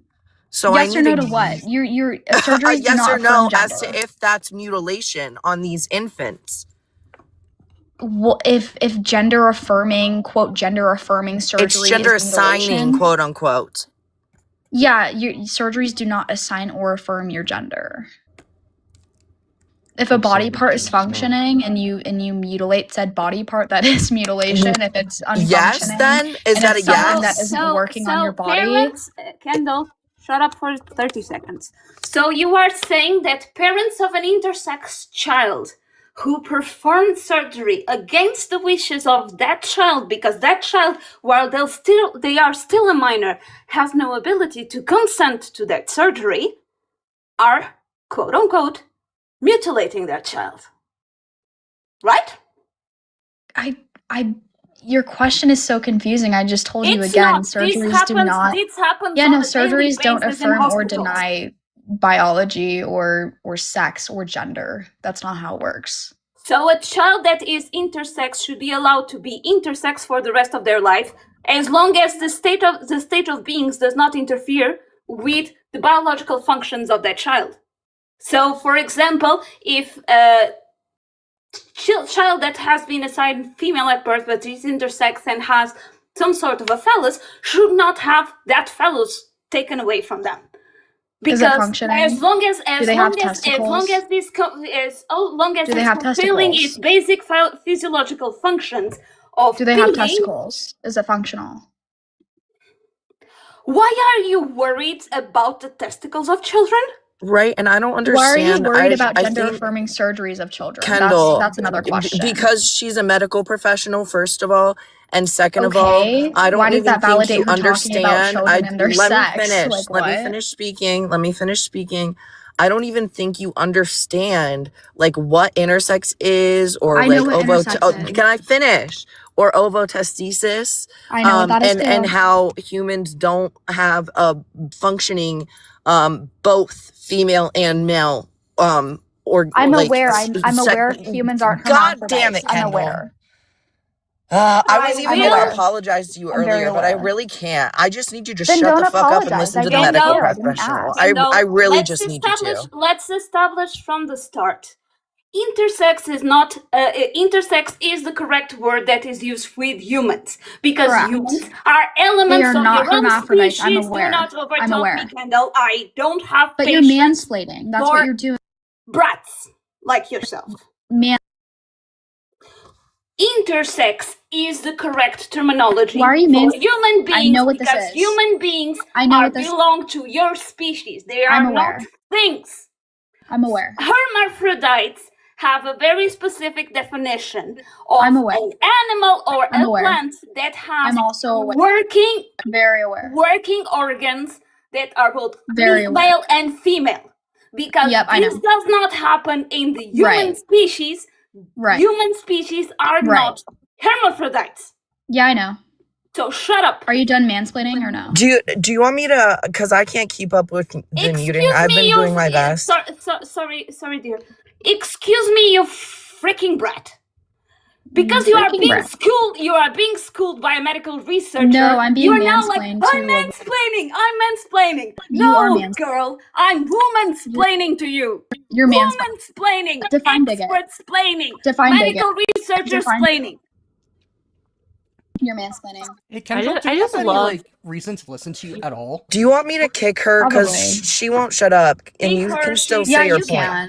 You can. What I love about Kindle is Actually, you know what? I'll make it easier on What you. I love about Kindle is all the gender affirming makeup. Yeah, that was good timing. All the gender affirming eyelashes, all the gender affirming. Like, if it's mutilation, you shouldn't have hair dye on.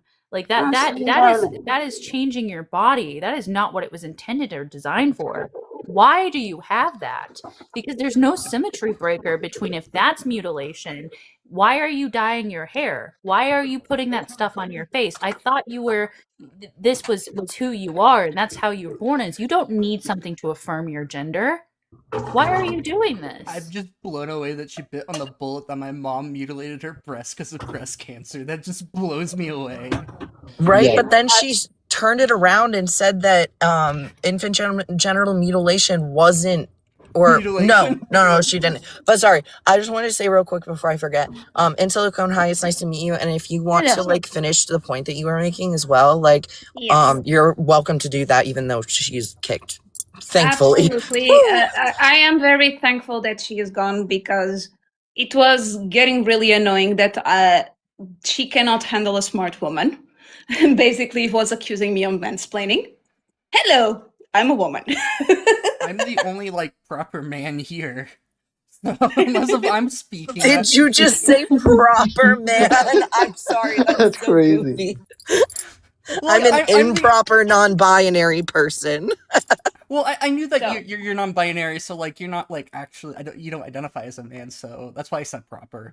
Like I'm the only one here Yeah. that actually identifies as a man. It just you said proper, and I thought that was so funny. So I'm the only proper man.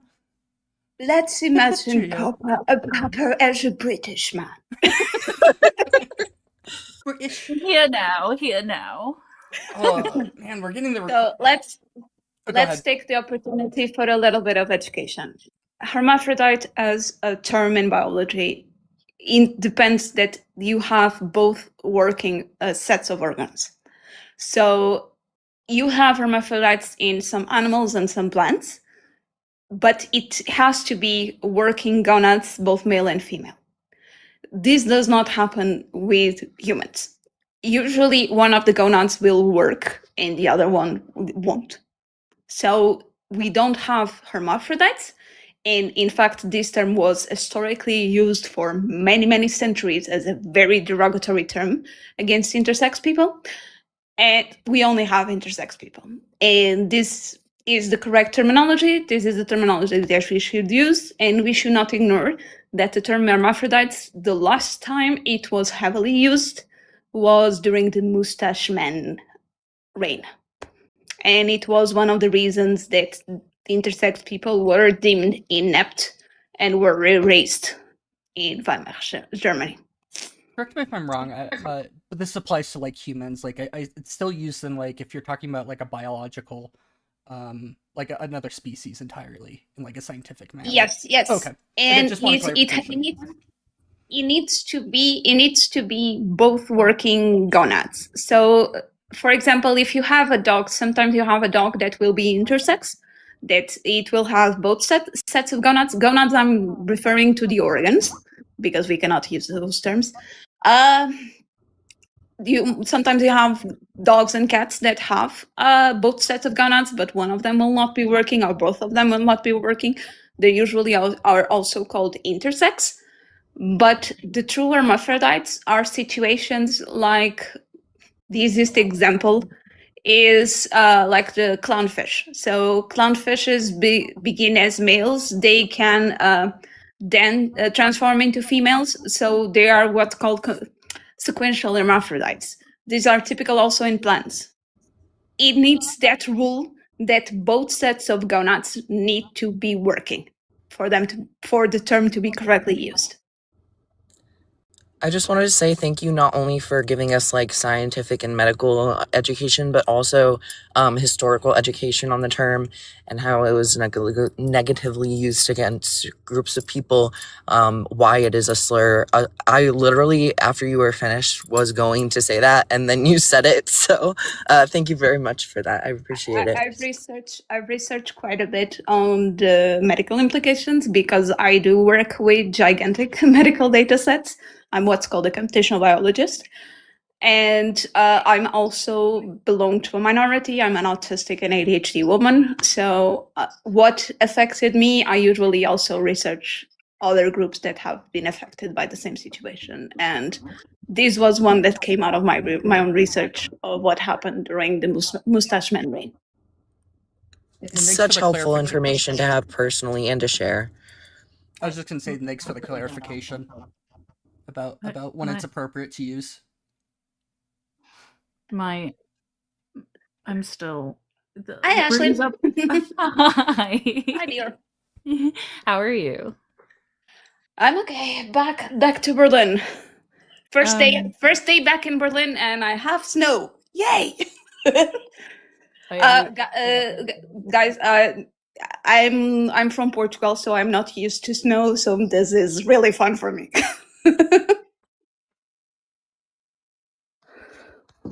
Portugal's such a like underappreciated country in my opinion. I've been to Lisbon and it's so pretty there. I'm like, why are more people not talking about this place? It's beautiful. Hopefully, I'm gonna be honest, we don't want that many more Oh, because yeah. there's a lot of house speculation in Portugal, and houses are becoming completely unaffordable in there. So it's Yeah, like we don't want to. let's keep it a well-kept secret. I feel like tourism is turning into modern day colonialism, low key. Yeah, gentrification is not nice. Yeah. Not nice at all. Not fun for the native communities. I know we have an issue with that in Hawaii right now. So, yeah. I have such an affinity for Hawaii, knowing that the Portuguese helped start the sound of Hawaii, because the ukulele is a descendant of a Portuguese instrument. I didn't know that, and I play ukulele. I love that. Go research. There was will.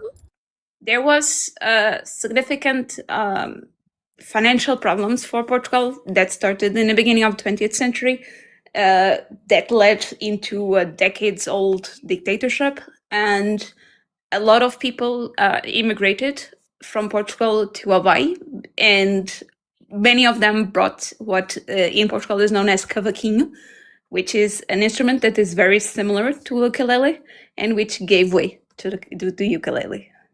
It's that little bit of Portugal in a way. I so love that. Also, I'm autistic, ADHD, not a woman. As I said, I'm non-binary, but I am female. And so that kind of puts me into the under-researched group as well. And I kind of do the same things when I find out, I'm dealing with this. I just go research. And it's funny because I was diagnosed with a lot of physical disabilities before I was diagnosed with ADHD or autism. And I would literally, like, starting at 14, I would ask my doctor so many questions. They would get annoyed with me. It was great. I learned so much from people that are like professors, and who have been in their fields a really long time, stuff like that, how the fields interconnect, because I have EDS. So I have cardiology problems. I have neurology problems. I have a lot of different stuff going on because of it. So how it all connects, with genetics as well.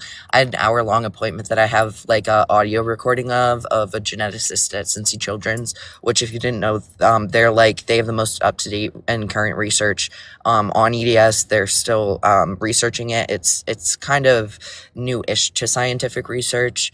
Just having been like discovered a century ago. But then it obviously had to gain traction to like get research funds as well. So I've learned so much, and had access to a lot of resources. And I often wonder why my parents didn't know I was neurodivergent earlier in my life, because I didn't find out I was ADHD till I was 21 and autistic until I was 22. And so it's pretty goofy to me looking back. I'm like, I showed all the signs for sure. I can say most of the situations, it boils down to research that is very heavily biased, in a sense that for decades and decades and decades on end, and I know because I've suffered from the same situation, research on autism and ADHD was done mostly on young boys and young men, which led to situations where literally people that were assigned female at birth and women were literally forgotten. It's, if you read more into the research of autism, basically they call Generation Z and millennials the forgotten generation of autistic women because of that. Yeah. Yeah, Oh, I'm go really ahead. hoping that they get, sorry. Hopefully things will eventually get better. There are more people like me. I can give you hope on this before I drop down. There are more people like me who do computational biology, which means aggregating gigantic amounts of data from different areas and trying to make sense of all of it, which it's leading to major discoveries. So hopefully one of them will be all of this interconnection between EDS, autism, ADHD, why it shows differently in women, all of those things. Hopefully we'll get there. Yeah, hopefully. Thank you so much for that. It really is a And a as good I thing usually to... say to the rest of the people on the panel, Ashlyn knows me quite well.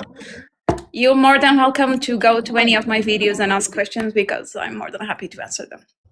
Thank you so much. I love having access to resources that are like you in the way that they're kind of pushing the boundaries of the research that we currently have in order to expand it to make sure it's covering like all the areas that we need it to. So thank you so much. Thank you. It's great to hear that, knowing that being a researcher nowadays ain't easy. We're between a rock and a hard place, but we keep going, and we're going to go there, and we're going to be able to discover all of these things. On my case, I'm working on cancer, and I'm working on making gigantic amounts of cancer data available to researchers while keeping the patient privacy as a major rule in there. That's awesome. Wish me luck. Yes. Good gonna luck do for so sure. well. You Thank don't you. need luck. You've got your brain, so. Oh yeah, but at the same time, I'm like, I have like 4 million cancer cases on my hands. Like actually, not hyperbole, which is definitely seems to be a lot. A lot of data. I have a whole country's cancer registry data. I work in a public health institution, so I have the whole cancer registry data from a whole country. Yeah, it's definitely good to know that somebody's doing it. Somebody's doing this research. Somebody's thinking about people like you and me. I don't know if Ashlyn is neurodivergent actually, but yeah, it's good to it's good to have people thinking about us and know that somebody's doing that research. But it's also good to know like you have access to all of that now. I feel like technology just made like a breakthrough of like you have access to so much information as a researcher, I assume, that like it's just so overwhelming at this point.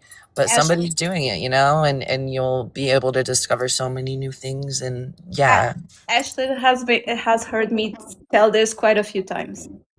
I try to remind people that while a lot of AI is really, really, really bad, there are good usages of AI. There are people like myself and my colleagues that are trying to do good usage of all of these algorithms and these tools in a good, ethical way for the benefit of people. And that's what we try to do. It exactly. cracks me up knowing like some of the funny things that AIs like just completely fail at. Like if you ask it for the seahorse emoji, it just freaks out normally. At least it did. Did you guys? Sorry, I got excited, so I interrupted. Did you guys see the thing on X where people were asking Grok questions about like Trump in a picture with somebody else, and they're like, "Hey Grok, remove the pedophile," and then it just I should have said that on live. You know what I mean? And it just gets rid of Trump. It's so good. That's been such a good source of entertainment for me recently. That's what happens when you create a gigantic statistical machine and don't control it. Yeah. Exactly. Musk will bite his own ass quite a few times because I don't like this kind of development, which is like, oh, we'll see what happens. No. Yeah, it's got to be controlled. Putting people into danger. Yeah. But if it means putting Musk into danger, yes. Yes, do that. like what happened when Sam Altman released Sora, where basically the first set of videos were a lot of people just putting Sam Altman in the worst situations possible. We gotta find some fun in that, Yeah, literally, the guy was like, "You just created an app for people to put you going down the drain, being Right. beaten by people, falling down the stairs, like a bunch of abuse." Yeah, and to make my stance clear as well, like especially because of the water usage and such, I think AI is very important, but it needs to be highly controlled and only used as a tool in settings like yours, where you're using it to do work with statistics, algorithms, stuff like that, where it's actually helping like research and science and medicine and like the well-being of people. And then we wouldn't have a problem with AI using too much water because not everybody would be using it, you know? So that's where I stand as well. I am a major defender of optimization. Optimization does not mean using more water, more chips, more servers, and stupid things. It is looking at that mathematic and make it more optimized, so it's more environmentally friendly. It runs on less wasting things. I like that. I think that these companies literally are just burning money because they're not investing on what matters. I agree. I think that it actually could be worse if they were like clocking the chips. Like I have a pretty extensive knowledge about computer chips, and a lot of the stuff that's used in like servers are pretty well optimized for power efficiency. Thankfully, a lot of them you could run much faster, but it would consume like twice the power. So yeah, but they still overclock a lot of those chips, and they still make them have half the expected life of that they would have, and I think that's bad. It's like what happened right now with computer parts, of all of them becoming more expensive, which means again excluding the large majority of the world who doesn't have economic power to reach that tech. And I have a gripe with all of these companies. Literally, to begin with, I hate Microsoft because Microsoft keeps trying to put Copilot on my computer. I'm like, no, please stop trying to copy medical data. Which is really, really annoying. Just run Linux. Problem solved. No, I don't know if you have to use Windows for your workload. I have to because unfortunately one of the major servers, I do work with researchers that are not computational biologists. One of the major servers does run on a Microsoft server, so unfortunately I have to. That's rough. I have. The thing is that I still value usability over me getting bored with things. So unfortunately, I have to bear with it so it's usable for the physicians and the decisors that use the systems that I built. Yeah, no, Linux is definitely not the easiest. If it's getting much better, but it's still like something that hasn't like pushed mainstream enough to like expect people to be able to use it within like professions outside of like certain professions.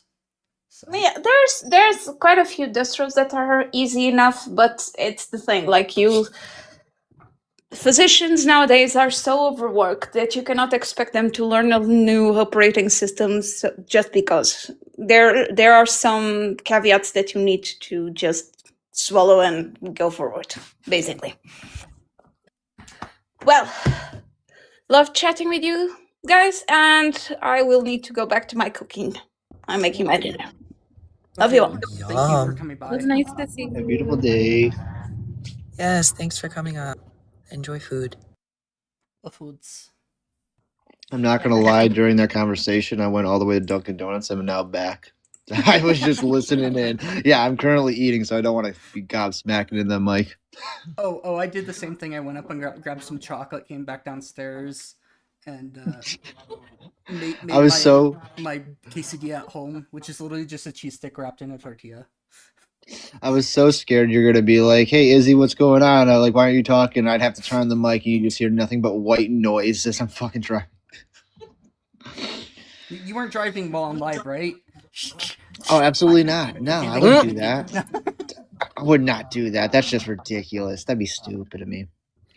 Oh man. Keaton, I need to clarify this. Did you say you're having a cheese stick wrapped in a tortilla? Yes. What's wrong with that? Girl dinner, that's all. Wait, they sell that at Dunkin'? Huh? Oh, no, I got snack and bacon, I got bagel, I got wake up wrap and cheese, and then I got a fucked up coffee. If I'm being real, you guys want to hear this one? It's 6 cream, 6 sugar, 7 pumpkin spice, and then 2 French vanilla. Well then. That's no sugar at all. I think it's literally just 1% coffee. I was going to say, did they just put a drop of coffee in that? I'm just going to let you know. As It's someone who currently works at a coffee place while I'm going back to school, that is just a drop of coffee in that. I know, and I'm fully accepting of that, but it's way better than what I used to get, so it's better even if it's not. Don't ask me what I used to get. What did you used to get? Ah, jeez, why'd you have to do that? No. No, I used to get 10 cream, 10 sugar with 3 caramel and 3 mocha. That doesn't fit in the cup. They somehow found a way.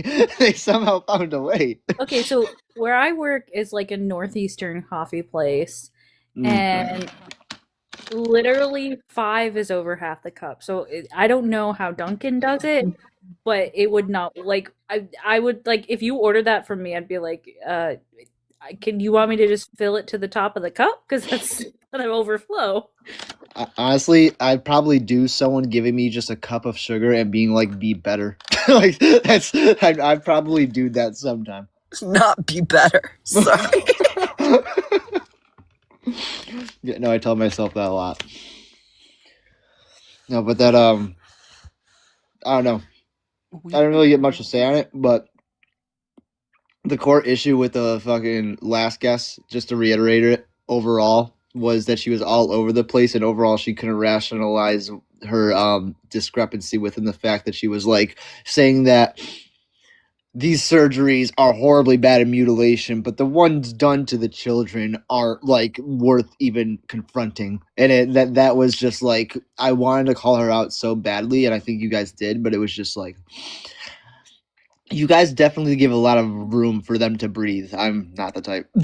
Well, you know, the justification was a religious one. That's why I was trying to harp on it and see if she would bite, because it's always the people that bring up religion and then don't know their text, have no clue what it says, so they have to back off really quick. Because they've never read their religious book. They just literally, it's everything that their religious community says. They've never opened it. They've never studied it. They have no idea what's going on in the text.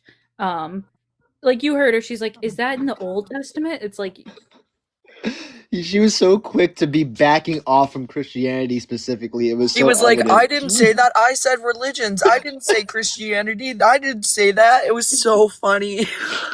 Dude, it's like immediately, because you're not supposed, you shouldn't, like, everyone can have their own religion, but don't bring it up in the context of a debate, because then it's going to be questioned. Hold on, someone says you've never read it either. Let's go through my room right now. I'm gonna turn on my camera. Carl. I was about to say, they clearly don't know what Ashland's. So I have an NIV here. You get biggies. You're gonna get big screen. I have an NIV here. I have a NRSVUE. I have another NRSVUE.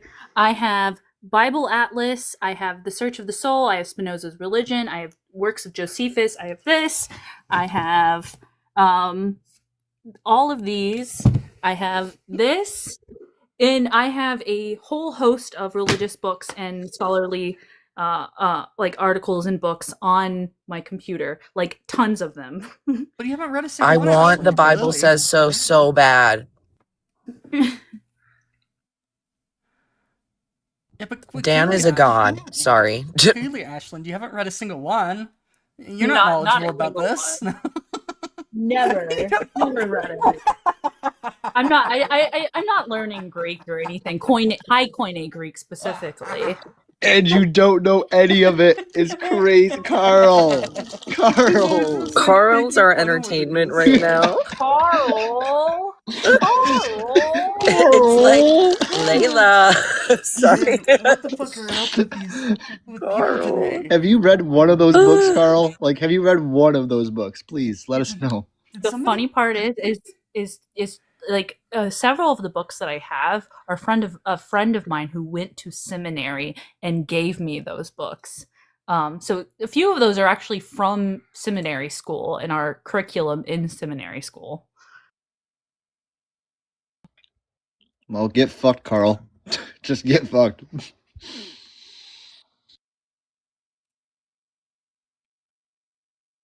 Now, don't get me wrong. I'm nowhere near Dalton's level, but I'm at least decently studied. No, you definitely sound it. Definitely way more studied than Carl. Yeah. See, now I just have the toxic trait of wanting to go through the comment sections and bully people, but like that's just not nice of me. I'm just gonna continue eating my wake up wrap.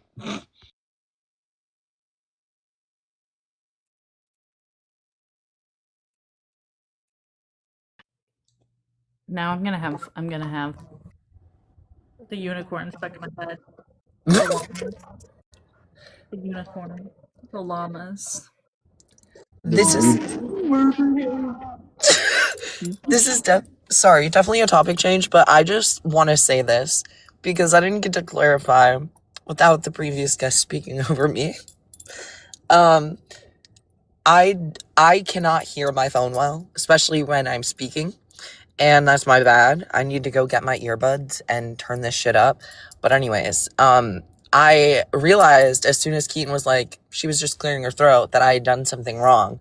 But by the end of it, like I was trying to find a point to apologize to her for that, because obviously I did something wrong and I see that.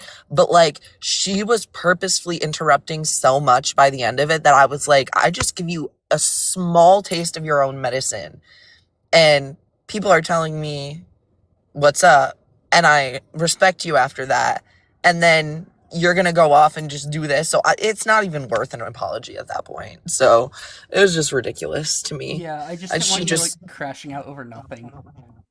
yeah, that's so fair. But like when I was crashing out towards the end and just constantly muting and she was constantly unmuting, like that was warranted. Like I hate when guests interrupt, especially like educated panelists. It's like you could learn so much, and if you couldn't, then other people could if you would just shut up for 2 seconds, Yeah, overall, like I don't know, like my thing is I kept like having the urge to want to say something, and I did say a few things. I think I probably was a little bit of a rage baiter, I guess, from what I was saying, but like I could quickly take a step back and realize the actual educated people on the panel. Like that was very easy to do, but like I think I rage baited her a little much just because she was actively saying things that were just really stupid. Like really fucking stupid. That like trying to line the contradictions of mute go I on. was about to say, and it was harmful for her to be using those terms and even mutilation in reference to things that aren't actually mutilation. Like I said, it takes a lot of the weight out of survivors of IGM who've actually freaking gone through non-consensual mutilation that they usually were lied to about growing up, because that was the common medical practice back then. And sometimes they don't find out until their adulthood, like what's actually going on with their body and that they're actually intersex. So it's just really harmful to be bringing that up. And as soon as I said it was harmful, that's when she started bringing it up like as much as she could. Dude, and I'm just like, shut the fuck up, bitch. it was like She knows what she's doing. I like how she immediately proved my point of what I was saying before she came up, which is that people will take these words and just have shallow meanings to them and then not actually ever do research into what they mean and how they apply. She just like she fell in line perfectly. She was the perfect example of someone that's like the person I was talking about beforehand. I don't get how she fell into that trap of taking a word and then having their own means and thinking they can make their own definition of it and then just assert it. It was kind of crazy to watch real time, not gonna lie. Well, that's why I don't have a problem when it started to get hostile and being a jerk, because like the individual like was not here to learn. This individual was clearly not here to do anything except come and tell individuals who are trans how she disapproves of them and how much she dislikes them for just being who they are. And honestly, you know what? I would too. If I didn't feel like I could be myself, and I had some jealousy towards a population that could be themselves openly, you know what? I would probably have some festerings of anger towards that population. Not an excuse, but maybe we can give some I guess spotlight on where probably part of these problems are, because when I see a young woman like herself who is actively dyeing their hair, putting on lots of makeup, and like this is someone I am someone who was a part of this group. I didn't like myself. Like this wasn't who I wanted to be. This was just what society expected of me, and it didn't feel good. I didn't like who I saw in the mirror when I was younger. Right. So I can't imagine that she probably feels great about herself. Like Right, which is people who don't act like this. No way. right, which is crazy that was probably the more productive version of the conversation that could have been had. Because if I had the conversation with her and it was just me and her, I think it would have probably went into a whole entire her insecurities would have probably spilled more effectively on the table. Like if it was me, a trans woman talking to her, she would have definitely kind of lost her shit a little bit more. Mm-hmm. I don't know also if she realized, well, I guess I did point it out at one point that I was trans, but anyways, my voice, I'm typically perceived as just like a dude online, even by GCs, which is pretty hilarious because they always know, right? But anyways, yeah, Ashlyn, I just wanted to say real quick that you just perfectly like put into words, especially somebody who used to experience that, something that I've known to be part of this dynamic and just not been able to put into words myself. So thank you. And to be very clear, I am not saying that all women who wear makeup and false eyelashes are insecure. I'm saying that women who act hateful towards other groups, especially based on appearance, very likely have some sort of insecurities. So it's not, I just want to clarify, there is nothing wrong with wearing false eyelashes, dyeing your hair, doing any of those things. I am just saying it's really why you do it. Yeah. And well, the major problem is that it's a key insight though when an individual is doing these things to such high degrees and then turning around and being hateful towards a group with virtually no justification. They said some religious stuff, but I doubt they know anything about their religion. They don't have any grounds or justification for it, because if you're going to like go off on someone and just be hateful, and just say it's my belief, like your beliefs do need justification. Like, I don't know why people think that they can just have beliefs and think that it's okay if their beliefs are like be hateful towards a group. No, like that's not how it works. And from what you said, at least the tone of like the little bit of respite we can give to them in senses of like the way that I see it, honestly, is these people had this idealistic version of what a woman was instilled into them, and then there was expectations that were expected out of them, and if they didn't fall in line with those expectations specifically by parents or by society, then they were judged, they were bullied, they were thrown aside, and like basically they felt the need to align with those stereotypes to give off a feminine presentation. And that is definitely a pressure in this society, but it's a pressure nonetheless that like can be worked through and deconstructed. And rather than deconstructing, hey, why do I feel these ways, and maybe it's like the social pressures of it, they decide to, I got this forced onto me, so everyone needs to fall in line with this cookie cutter version of what a woman is, and if you don't, then you are betraying the people that instilled it onto me, so you're betraying me. So like the little bit, it's more of a pity more so than anything, that people end up in this mindset of feeling the need to force a way to ought to be onto people. It's inherently unfair, but it is bred from a society that is disgustingly just laced in expectations and pressures put onto people because of what's in their pants. It is sad. Oh yeah, in silico, what you just said. Now I'm capturing the irony of a woman saying that I was mansplaining. This is a portion of feminism that I actually don't really like to call feminism, but it is kind of feminism, because there are certain subgroups of feminism that I found that are really toxic, like gender critical individuals. It's like intersectionality feminism is like the what I would call like real feminism, because it actually embraces the definition, but that was giving very much so toxic feminism, where women's spaces, mansplaining, they get these ideas from the internet of women, saying like, hey, men, stop doing this to us, and then they use it to actively harm individuals, and it's like that's not what this is about. This actually Also, like, yeah. There's a really good point in my favorite debunking transphobia video where he's talking about how what we use in like day-to-day use of like sex versus gender, and he basically says that we never use sex. It's only ever been gender identity, and it's those who fit and those who we make fit. And that's how it's been historically for a very long time. It's never been like accepting. It's been, those who fit and those who, we're gonna forcefully make fit. So Also, if she lost her shit and was saying mansplaining to Silico, if I was having the conversation, she would have.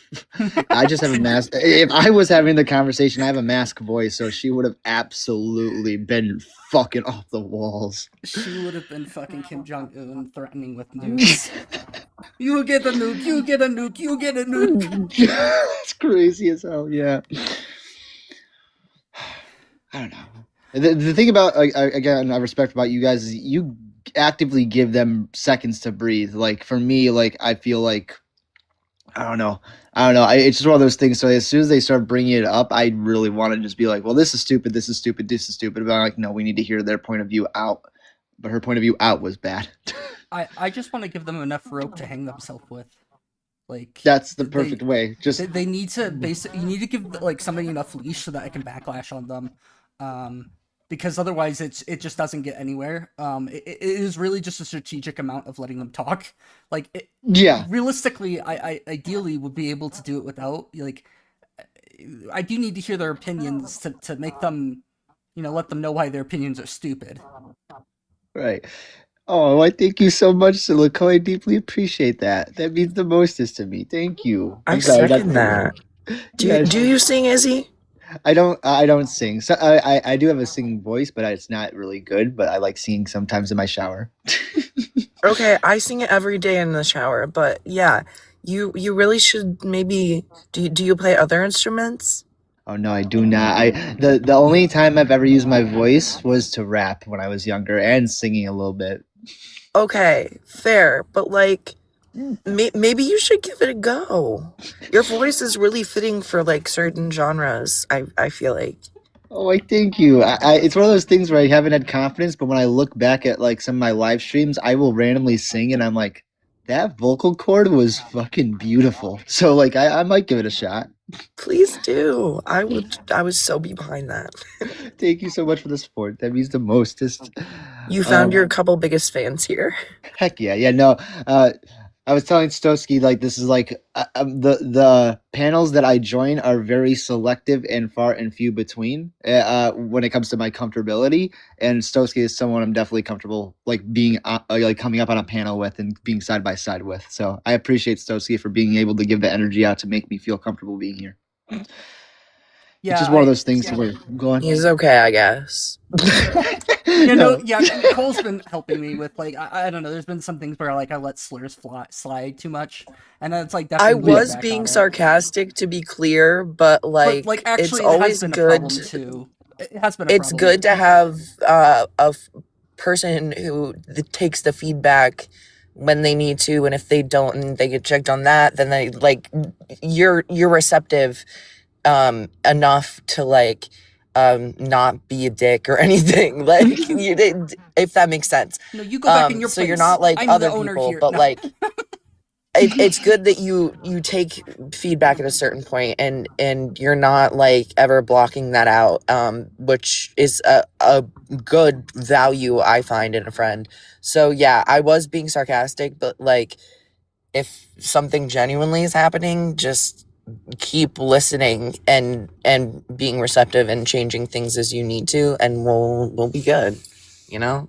I always have kind of seen you as somebody who's like extremely truthful, like not having a filter, and that's kind of a good thing in a lot of ways. I mean, society sees people without filters as bad, but when it comes down to friends, that's what you really need. You need somebody who's agree. able to like look at your life and be like, nah, man, you're fucking up. You're fucked, man. Like it's, I mean, you need support there too, but like it does help having somebody just to be like, nah, man, you're screwed. I hope I don't come across quite like that, but yeah. I agree. I love having people in my life that are like, hey dude, like you fucked up here, or like, hey, you might want to look into this because I don't think you're as educated as you think you are on this or whatever. Like I love that kind of feedback from people for sure too. But I'm also the giver of said feedback sometimes. So yeah, it's only with the right people though. A lot of people don't let me do that. Cough, cough, you know who, cough, cough. But the people that do, I'll be that person. Yeah, it's kind of like it's like kind of weaponizing autistic traits for the better. It's like putting autistic people in like intelligence services. It's great. Yeah, but yeah, no, I mean, I'd want to like try and debate someone eventually. Like eventually that comes up to see, because like I'm not sure. I'm very I am confident in my stances, though I am at the same time insecure in the fact of how they come across. So, like if I'm up on a panel here and maybe like I have like if there's something where I step out of line to an extent, just obviously feel free to like hammer it down onto me, because I want to make sure that I'm being fair to the guest, but also saying things in a way to where it's like actually being understood. I know that's vague as fuck. No, that makes so much sense to me. Absolutely. I was gonna say, like, I'm very much the person, I don't know if it's the ADHD, maybe I should probably actually, like, I have two medications for my ADHD. One helps with norepinephrine and other helps with dopamine.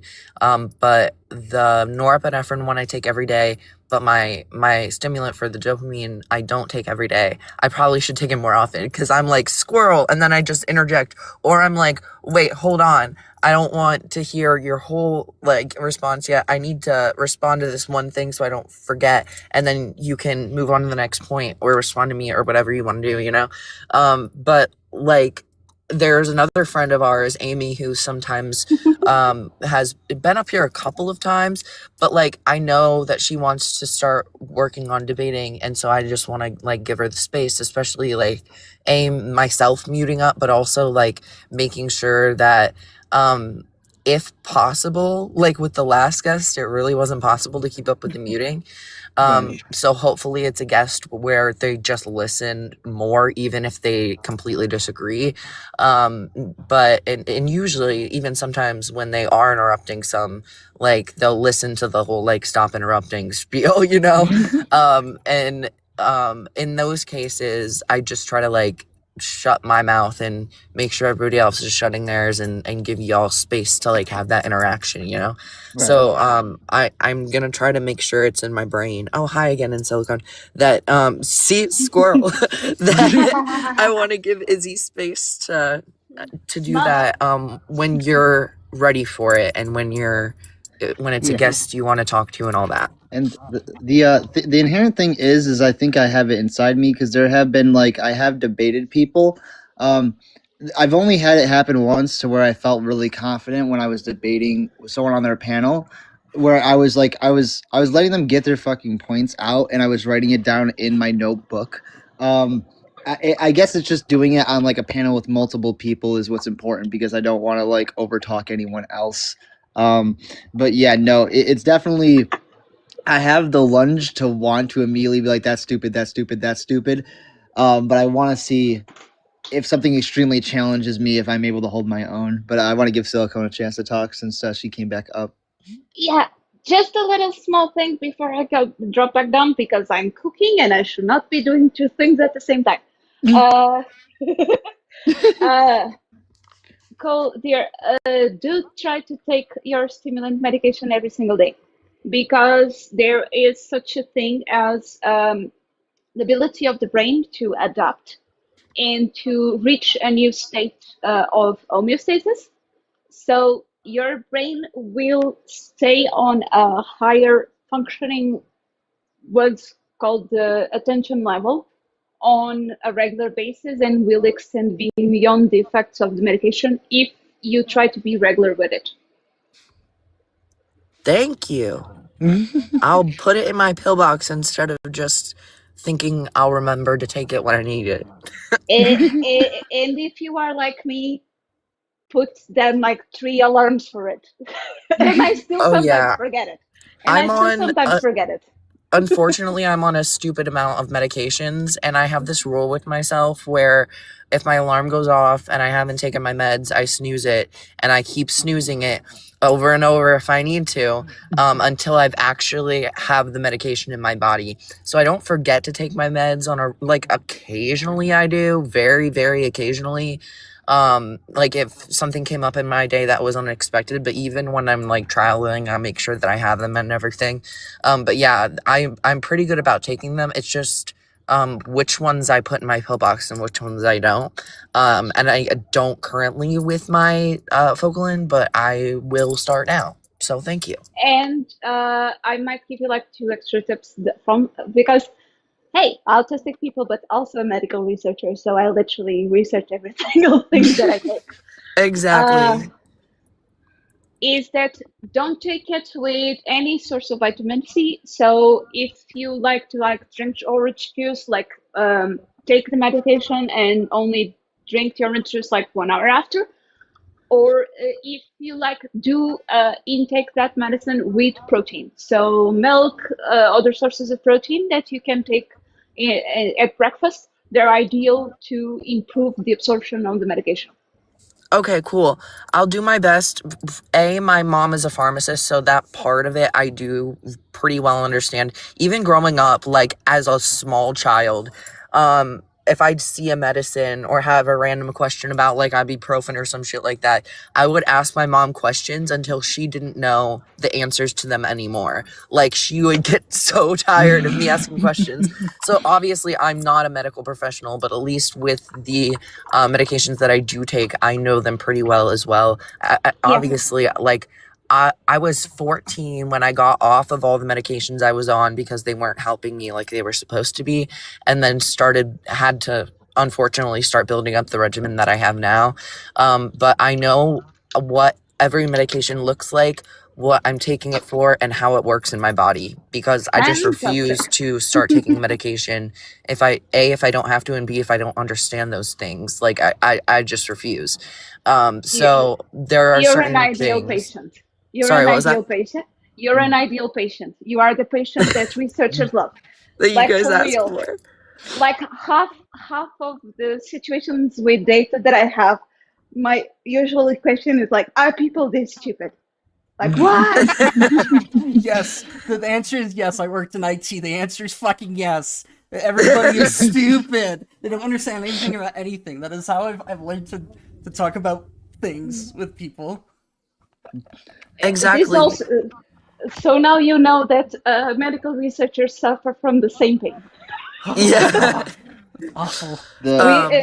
We look at data and we think humanity is doomed. It might be data.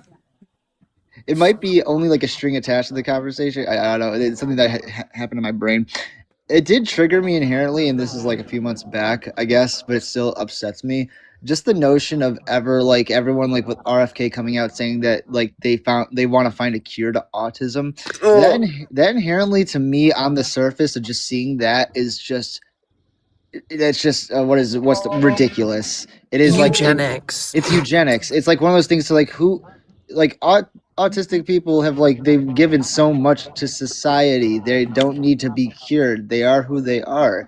it's it could be an atypical trait, but that doesn't inherently mean it's harmful. So More like blessings. If you yeah, if it's you like want when to I do saw that. something, make society more easier to access for autistic people. God, don't try to cure us of it. Yes. Try to make society better for us. That's Yes, that's please. called the curb cut effect. So when we make things that do help other people, such as people that dislocate themselves on wheelchairs, the curb cut, that basically when you go to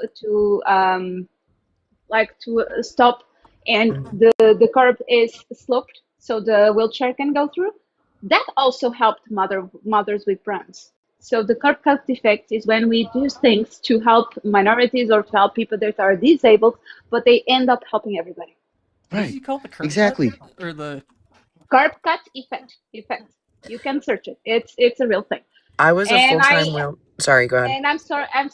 I need to drop back down because I cannot cook and talk at the same time. You're Yes, good. of Be course, of safe. Be course. safe. Well, Thank you So I you. will for drop real. I will drop back down with a typical joke.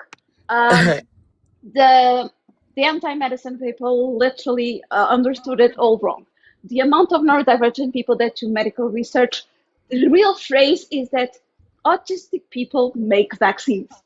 It's not vaccines that Make autistic people. That's so I love funny. that. I love that. It also Love ya. goes that goes with Thank the Tylenol you. too. It's Thank the, you so much, Silico. Yes. Thank you. Also, what was the last thing I was gonna say? Frick, now I forget. That's okay. Hi Axel, can I get your age and pronouns, please? It's the Vince McMahon photo. Oh, 19, he, him. wait, can I pause real quick just so that I can say what I remembered now? No, of course you can. So with the curb cut effect, I don't know if you're still listening while you're cooking. Again, be safe. But with the curb cut effect, you know this, Stowe. I don't know if Ashlyn knows this or not. I was a full-time wheelchair user for 10 months on a campus, a college campus, living on campus, where it was just like the curb cuts had these giant, like, immediate, like, multiple inch like gaps and cracks in the sidewalk and all this shit, and like not even ADA compliant because they got that stupid "this building is old enough so you don't have to listen to ADA" thing signed, where the ramps are like super steep and all that shit, and there's a bunch of hills up and downs and all that. So anyways, I was also secretary of DEI and student senate when I was in college and a wheelchair user, the only wheelchair user on campus. And so it was a lot of fun, and I know all about that kind of stuff because obviously not only did it affect my life directly, but it affected my position on student senate. So yeah, it's something I'm really into as well. Heck yeah. Sorry, I'm done. Go ahead, Axel. I'm 19, he, him. Do you disagree with background? I do. Can I ask why? Or what do you disagree with? Yeah, I've got it all lined out here. So just buckle up because it is a little long. This one's for Melinda. Prologue. We should start back, Garrett urged as the woods began to grow dark around them. The wildlings are dead. Do the dead frighten you? Sir Waymore Royce asked with just the hint of a smile. Garrett did not rise to the bait. He was an old man, past 50, and he had seen the lordlings come and go. Dead is dead, he said. We have no business with the dead. Are they dead? Royce asked softly. What proof have we? Will saw them, Garrett said. If he says they are dead, that's proof enough for me. Will had known they would drag him into this quarrel sooner or later. He wished it had been later rather than sooner. My mother told me dead men sing no songs, he put in. My wet nurse said the same thing, Will, Royce replied. Never believe anything you hear on a woman's cheat. There are things to be learned even from the dead. His voice echoed, too loud in the twilit forest. We have a long day before us, Garrett pointed out. 8 days, maybe 9, and night is falling. Sir Waymore Royce glanced at the sky with disinterest. It does that every day about this time. Are you unmanned by the dark, Garrett? Will could see the tightness around Garrett's mouth, the barely suppressed anger in his eyes under the thick black hood of his cloak. Garrett had spent 40 years in the Night's Watch, man and boy, and he was not accustomed to being made light of. Yet it was more than that. Under the wounded pride, Will could sense something else in the older man. What's happening right now? He's A reading nervous Game Let of him cook. Thrones. Let him cook. Let him that came cook. Let him perilous cook. close to Let fear. him cook. No. Will shared his unease. He had been 4 years on the wall. The first time he had been sent beyond, all the stories had come rushing back, and his bowels had turned to water. He had laughed about it afterward. He was a veteran of 100 rangings by now, and the endless dark wilderness that the Southern called the Haunted Forest had no more terrors for him. Until tonight. Something was different tonight. There was an edge to this darkness that made his hackles rise. 9 days they had been riding, north and northwest, and then north again, further and further from the wall, hard on the track of a band of Keaton, wild. how long are we letting him cook Yeah, for? okay, hold on. Day had Where's been this worse. going? Each day had been worse. No, hold on. I'm just gonna cut you off here. What are you reading? Game of The Thrones. series- The series is intended to end in a Winds of Winter, but all I can read to is A Feast for Crows. Is this actually Game of Thrones? Because if you don't actually have like a point Sir- here, Sir Waymore Royce is a Knight of the House of Royce. Yeah, This is Game of Thrones. I don't know Game of Thrones, so you have to help me out here. So why are we reading Game of Thrones? It's a classic. Yeah, what? Did you just want to read us a bedtime story? Like, For real, what's going on? I was trying to pick up some like double entendre meaning from this, but like, no, Vince, Vinny, It's just no. What if we wanted to hear you read more? I wanted to hear more. I told you guys to let him cook. What the fuck? I was just like, if you was gonna say I just want to read, I probably would have let it kept going until he had something. He Just, like, had like a decent reading voice, I'm No, he not was gonna good. lie. I just was so fucking confused. And how is it that this was the best guess we had? That this was the best argument against trans people? Dude, Was just fucking reading I Game was of Thrones. shaking. And I don't know Game of Thrones either. I just caught the name and looked it up. Oh my god. On a panel full of people who don't know what Game of Thrones is. You could have got me a contract with the WWE guys. What the fuck? I had a friend that watched it, and I noticed a theme of ISS, and I was like, I'm good, thank you. Yeah, no. I feel like he was like building up to like a really fucked up scene. I don't know why, but it was like, was he just gonna keep reading the entire day? What the? Was it just to read? I think we were I- fucked when he said Because it's a prologue to begin with. classic. Like, he said prologue, and it was just like, oh, we're fucked. Oh, hi, Salad Snake Kitty. It's beautiful to see you.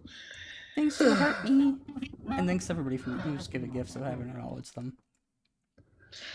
If I didn't max out my credit card, I would be so on that. No, don't give me money. Hi, Solid, you missed so much. I can't stop laughing right now. God, what is 2026 so far? Honestly, Nothing good. Nothing if it's good. reading Game of Thrones, it's better than 2025, in my opinion. I'm gonna Google. I'm gonna quote search the what that was after stream sometime. 'Cause, Birdie, you're so right. I'm sorry. What did you miss? Okay, so you missed RC, who's just like a known idiot. You missed some Christian lady who just, she was just religious, who just didn't have an argument.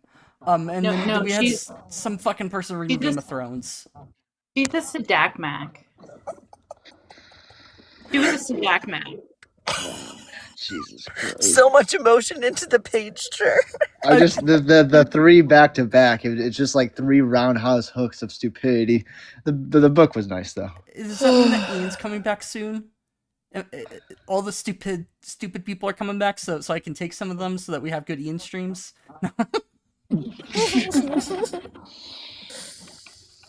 Also, you missed something on the RC thing. He said a did. slur and you didn't exit. Oh, Yeah. I managed to pick it up later that I saw that. Yeah.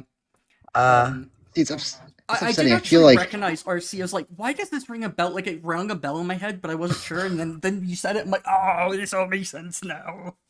Yeah, there was only like 2,000 some followers, so I didn't think it was him because I thought he had a lot of followers. Maybe his account got banned or something and he had to start over. Wouldn't be surprised.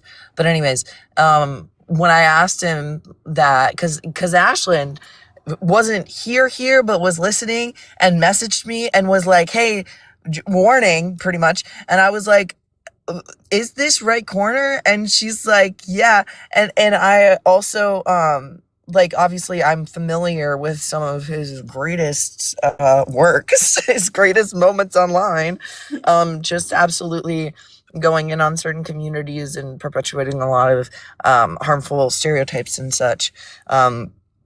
He's something else, honestly. He's a piece of work. But yeah, and then I came in and I was like, wait, let me just verify with him. And then I said, yeah, we need to be careful platforming this guy. And that's when it started to devolve. Because he realized we knew who he was and what he said and done. It was ridiculous. Well, thank God you guys caught that, because I was like, let's have a good faith conversation, and then like he brought up like rap music as like a couture, and it's like, okay, where are we going with this? Generally, what I do is Yeah, he pivoted off of that again too later. Sorry. And then I just went back to it later to be like, dude, this is not how music history works. It was so funny. I'm tapping the screen. Give me a second. Yeah. I don't know if you want up, Salt Snake. I tried to accept you, but it declined. So I sent you an invite. I don't know. Yeah, I was just generally when I have debates with people, I start out in good faith, but then like I just gauge what they're saying, and if they go downhill, I will go downhill with them. I like Ian's approach to dealing with flat earthers. You just say the more absurd shit that they're not saying. You literally just go deeper down the rabbit hole. It's kind of like I mean, that would probably be mine with Phil Bros. Typically, it's just go with the absurdity and just make them look really stupid with what they're saying. Kitty. At least the Phil Bros that I've seen. Oh, why hello, Solid Snake Kitty. It's beautiful to see you. Hey, bitch. A bitch. What grumble in? It's She crazy. knows it's a term of endearment. It's fine. Well, look at my name. I love being called a bitch. Well, you can be bitch too.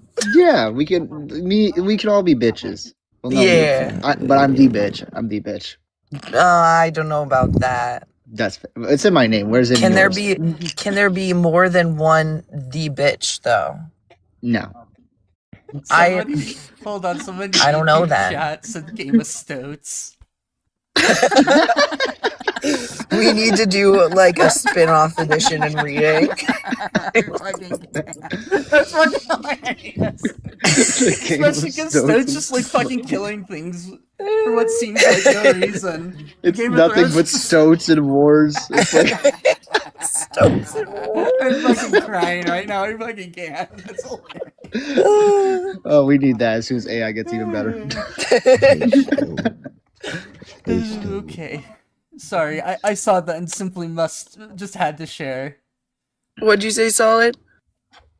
I said, Stoat, you should look at the Discord chat that you've got and look at how you managed to break my fucking TikTok by inviting me up. I couldn't decline it, I couldn't accept it, I couldn't type, you just froze my entire screen, but I could still hear you. Huh. Sorry about that. I didn't mean to do that. That just sounds like TikTok doing its random breaking thing. I don't know. It seems like apps, a lot of apps just like break occasionally, and you're gonna have to live with it. I blame you. Okay. I blame TikTok. That's their rap. No. Let me up. I tell you why you shouldn't. Are you? We'll request. Yo, those eyes a little too they close. Are requesting. Where's Cutie Hack? I feel like we've had user up before. Hello. Hello. Could I get your age and Can we get your age and pronouns, please, for TikTok? I'm 22. And I'm a male. I'm a him. Him. Okay, cool. So why do you disagree? So I disagree, because I don't disagree that you shouldn't support the people, but I believe that you should not support the ideology, and part of that ideology is affirmative care, however you pronounce it. Yeah, do you know why we support affirmative care? Well, what it does is it actually, well, it depends what affirmative care it is you're talking about, but go ahead. So the why, like, in general, affirmative care is the only type of care that's clinically been able to show like actual improvements in individuals' lives, like it's in a statistically significant way, and doesn't result in harm often.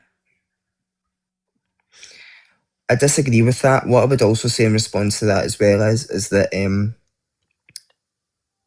I believe that someone that is born male and grows up and thinks that they are a woman is delusional. And what I believe is that if you affirm somebody's delusion, the more that you continue to affirm it, the more that it makes them more mentally ill or more sort of in their own delusions, the harder it becomes for them to actually see reality. The problem is this opens up a whole can of worms. Hold on. User, do you have any evidence for this? Because nowhere in psychology is there any evidence, as far as I'm aware. So could you give evidence that if affirmation of gender changes their gender or makes them lean into being mentally ill? Because as far as I'm aware, data doesn't support that gender is something that you can just pick and choose, and socially social determinants are finite when it comes down to having someone more or less trans, which I don't know how that can be a thing, but apparently it is. Well, can I just ask you a question? No, I want evidence. Before you ask me questions, I would like you to bring evidence of this. Well, if you look in the NIH, for instance, it says that 80% of people, 80% of transgender. My favorite. I know what you're talking about here. That 80% of transgender youth, 80% of transgender youth grow out of their transgender identities when they go through puberty. So, that's actually saying that this so-called... Then they weren't trans...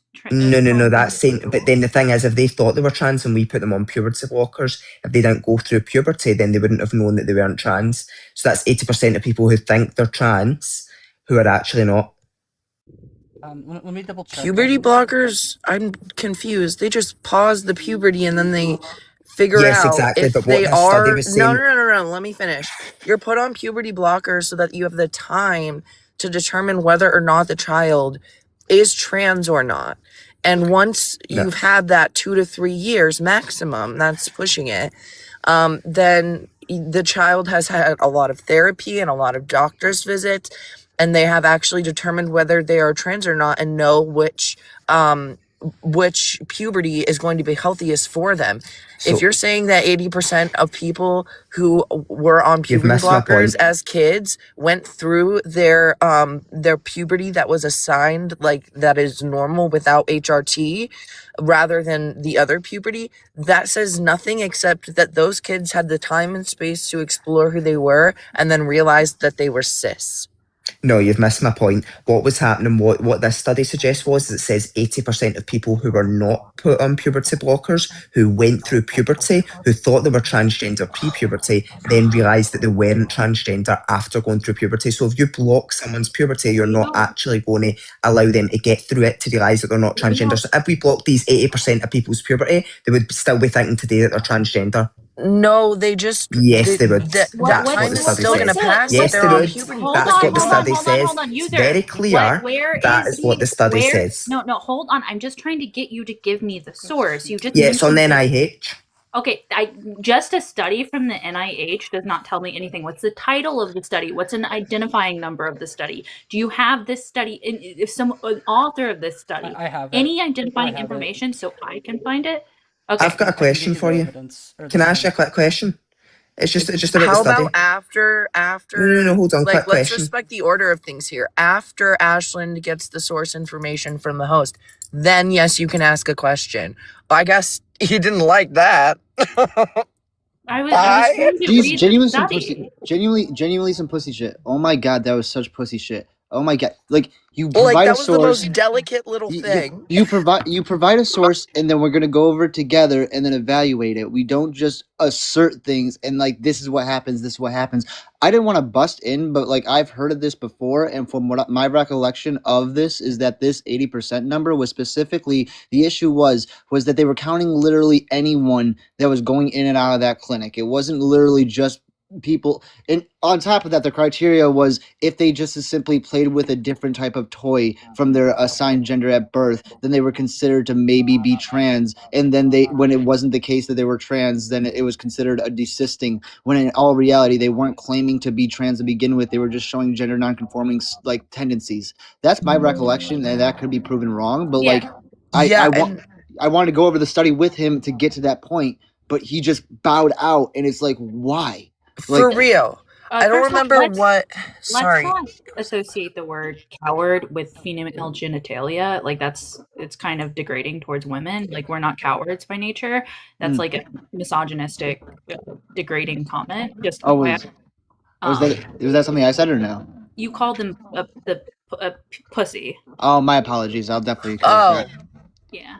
How about calling him a dick? And number two, I think that's fair game. Sorry. There's no evidence to suggest. Well, yeah, men aren't oppressed. The oppressed group, generally speaking. Exactly. When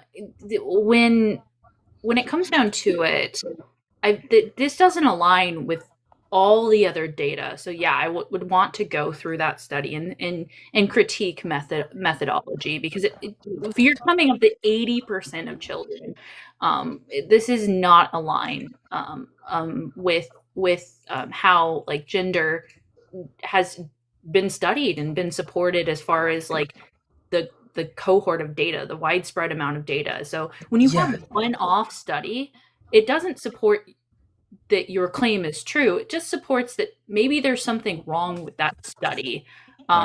Before I forget again, sorry, it's pretty much what you're saying is what I was going to say, but I just really don't want to forget again specifically.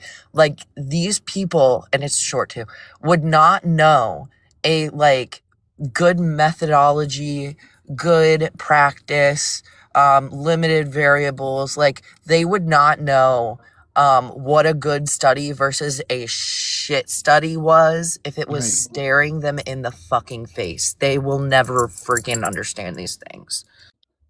Right. And also just to double down, thank you, Ash, for correcting me. That's something that needed to be corrected, and I'll take that into account with my verbiage. That is definitely something that I need to be more sensitive to, so thank you for calling that out. I appreciate you listening. Oh god, Jordan Peterson. Yeah, absolutely. Sorry. It's a good example too for like compare that interaction right there to some of the interactions we have trying to correct opposition, and you tell for yourself the difference, you know. Yep says in the comment, gender identity can change. How could we affirm gender identity? You're not affirming the gender identity. You're affirming the gender.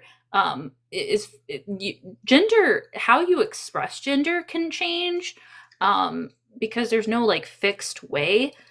But gender itself is stable. Like someone might be questioning or having some periods of discovery about themselves, but as far as the data support, gender itself seems to be something that develops in toddlers, and then continues to develop, but throughout a child's age.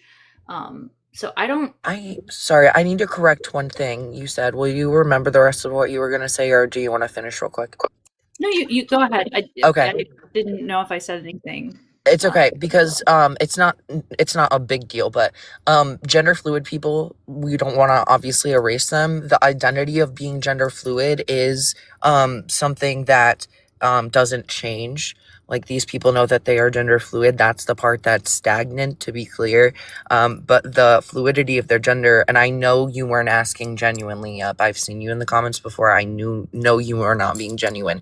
But to answer you genuinely, those gender fluid people will usually have, like, I had a roommate back in college, one of my best friends in that time period of my life, who was gender fluid and would wear wristbands that would be different colors depending on like what pronouns they wanted used for them.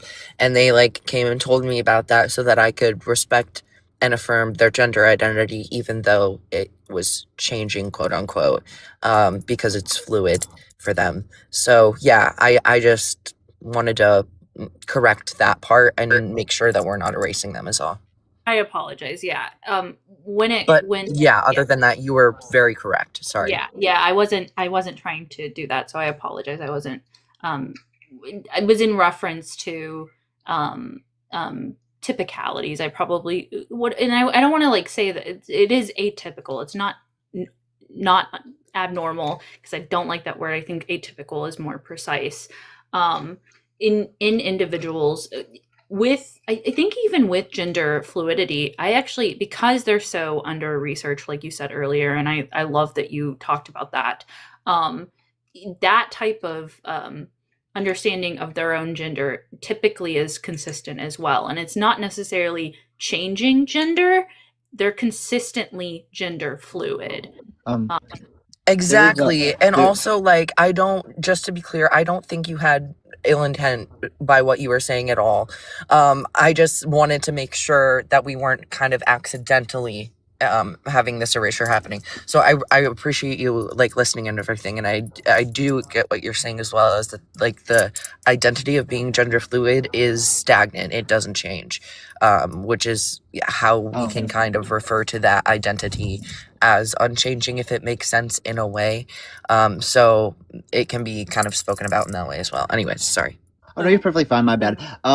I did see. I've been hanging out in like non-binary and like more of that gender fluid like streams as of recently, and I'm trying my best because I am of the similar nature to where a majority of my research and my energy has been posited on the binary of like trans women and trans men. They're a thing that helped me understand it, even though it's not really sexuality and gender is not like the same thing whatsoever, but this helps me get it a little better in my brain for when it comes to gender fluid people. The way that it was described to me, in a sense, it's like, do you know how someone can be like bisexual? And like throughout their entire life, they have that thing of bisexual, but they feel interspurtants of like more attraction to men or more attraction to women at different periods of their life. That is a way that was posited to me, and I hope that I reiterated it well. But basically, it's having the gender identity that is not a part of the binary and is kind of just going back and forth is an umbrella term within of itself. But yeah, no, that's the way that it was described to me, so I hope I reiterated that well.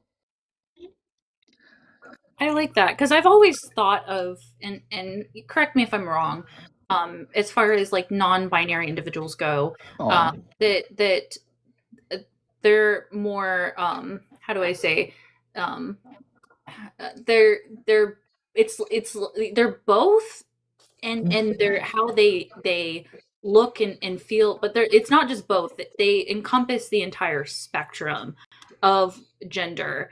Or there's individuals who just reject gender. There's two, and probably more. These are just the main ones that I've kind of understood, and they express themselves and freely, and have fluidity is like a really good term, but I don't want to say to be like repetitive fluidity. Right. But I really like the way that you said that it's kind of like a bi individual, because I'm bi myself, so I can really grasp that.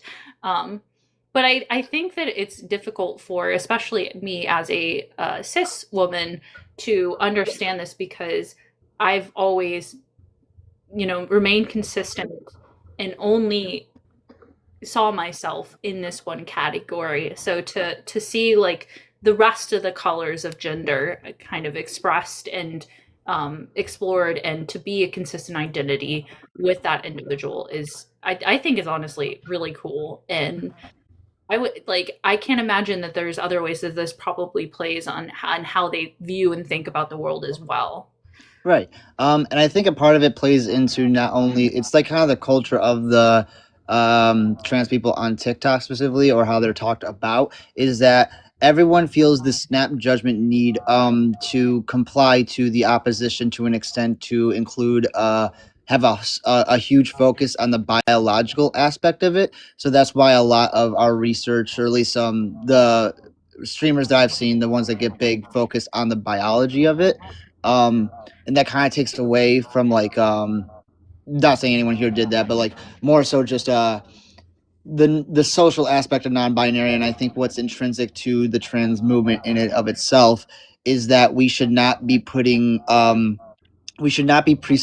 brain states on the people, and we should not be like setting regiments of like how people ought to work. And I think like non-binary people get to that goal of like the main point of it. I think we're just kind of getting lost in trying to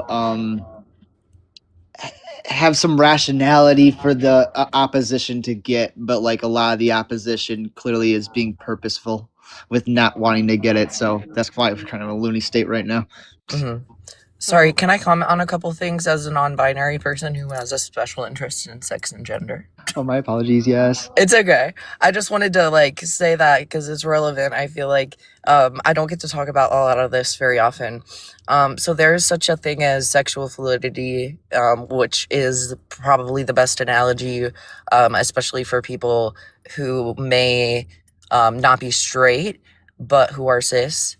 To like try to understand if that makes sense. But I mean, Ashlyn also mentioned like you're a cis person, you're never gonna understand what it's like to be trans at all. And like my sister, for example, is a trans woman, it's never gonna understand what it's like to be trans non-binary. So it's like but analogies are also cool, awesome, helpful things. And I think that that's probably the closest analogy that you can ever get. I think people might experience sexual fluidity more than they think. Like, it's not just the state necessarily of like, because being bi-gender is different than being gender fluid necessarily. So it's not just the state of like having both genders. It's the state of like, if you've ever been through a time where you're really into girls over men for whatever reason, and then another time that you're really into men over girls, if that changes, that would be sexual fluidity, which again, like, I think is the best analogy, because sometimes people who are gendered fluid, I don't particularly identify with any. Sorry, I feel like I need to explain this real quick as well for context. I don't particularly identify as gender fluid or any other specific term underneath the non-binary umbrella, because the whole reason I came out, 5 years ago now, was so that I could rid myself of like she, her, he, him pronouns and expectations to fit into any specific, like, even if it was like, for example, like bi-gender, I don't want to have to say androgynous all the time in my presentation, or always be referred to that way necessarily, or in that like light. And I purposely don't identify with a label because I know it could change somewhat for me. So if that's any context. So like I experience fluidity within my gender. I'm confident in saying that, enough so that like I don't want to stick with any one label. But yeah, I just want to be known as that non-binary bitch, you know, who just is non-binary. And I think that it's really beautiful to experience fluidity in sexuality or in gender personally. It just shows just like different phases, I don't know, different experiences you get with like different ends of, not necessarily even just different ends of the spectrum, but like all the in-between spaces as well. Like I totally love that. And I know in between spaces is very vague, but so is this social construct that we have that is gender. So there you go. That's my 2 cents. Thanks for letting me ramble about it for a minute, because I love getting to talk about it and think about it in different like contexts. So yeah. Oh, so I want to jump in here. You. Too. Thank you so much. Holy fuck, is that fucking 80% statistics rate so bad? I have fucking 32 pages about bad fucking science about desistance Hi, rates. Cease. Oh They're no! Wait, fucking can you give me the 32 link to that? pages. I'm not even done Can you with give the me the? desistance. I'm not even done. It's so What's bad. what's the link to it? Like, what site is it on? So I posted it in my Discord, but like, I was Okay. about to say, yeah, I think oh, you're in the Discord, right? So you have the God, link to the notes. Oh, bet. Okay, cool. it's so fucking bad. Let me make sure I actually have a link in the actual Discord to my actual notes. But like the science behind it is so bad because like they're basically taking people, and if they didn't follow up, they don't give them like official diagnosis of gender dysphoria, or anything like that. And Was I? and Was there's I? Was I? and then they're looking at the You were people. right, yes. It's not just looking at people who were on like who went on who were or were not on gender affirming care. They're looking at people, like just everybody, looking at who came to the follow-ups and still and then have like a diagnosis of gender dysphoria, which is like, of course people are going to be cut out of that. And they use the word desistance and persistence, which is just like, it's just fucked. Because it's not even the right terminology. Because it plays into the idea that being trans is possibly even something you can even desist from.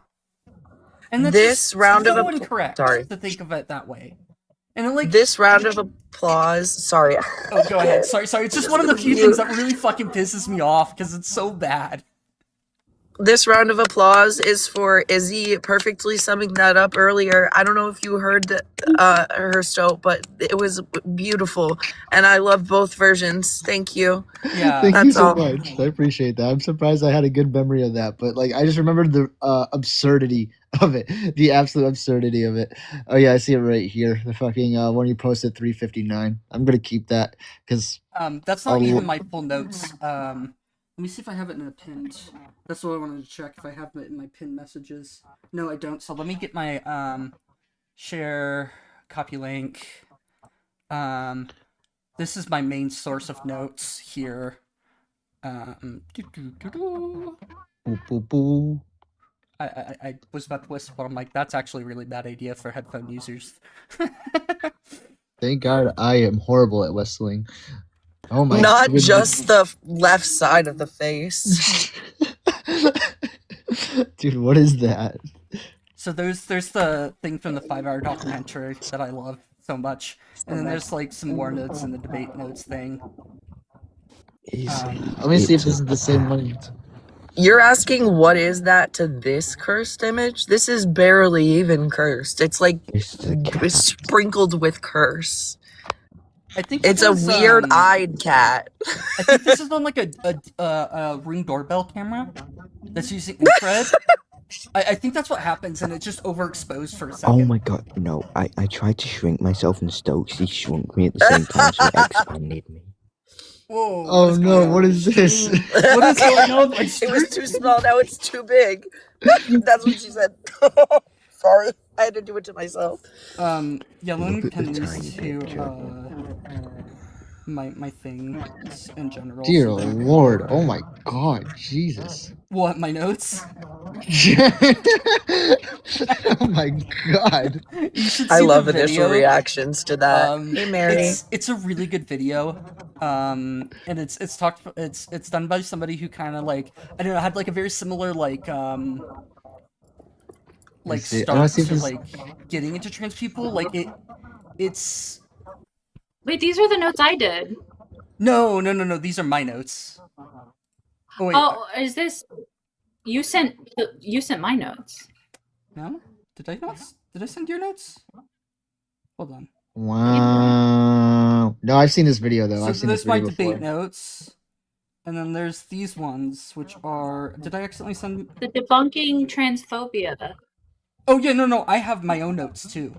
That are okay. Okay. My reaction was to the notes from debunking transphobia. So let me just reiterate it for you. Whoa, Ash, that's a lot of notes. Holy shit! No. Ashland has her own notes too, which I can bring up here. Yeah, we all got notes. I do too, but they're on my phone, not on my iPad. Oh, these are different. Yeah, these are different. It's like 60 pages, not 8. That'd be crazy. So far, it's still like I'm only like 2/3 to 3/4 of the way through.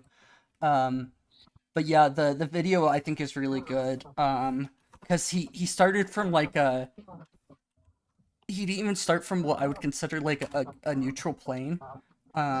He started reading off of Hannah Barnes' book, which is called A Time to Think, and it goes into it's mostly debunking one book from one author that is part of the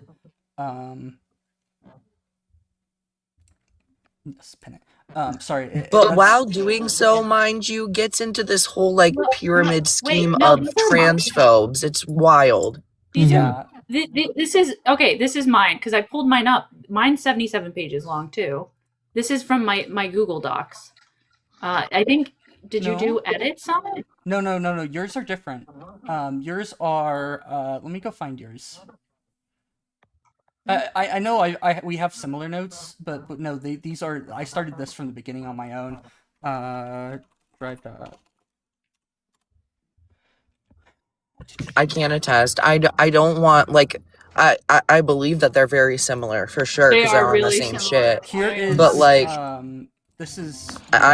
I've been around when Keaton's like I've watched the videos for like another couple hours and worked on notes for chapters, whatever to whatever, you know. So like I do know that he put in the work too. I don't doubt you both did, you know. No. I'm not saying. This is a copy I made at least on because I did a copy of your notes into my Google thing in case you pulled yours down for whatever reason. These are your notes. They are 9 pages long.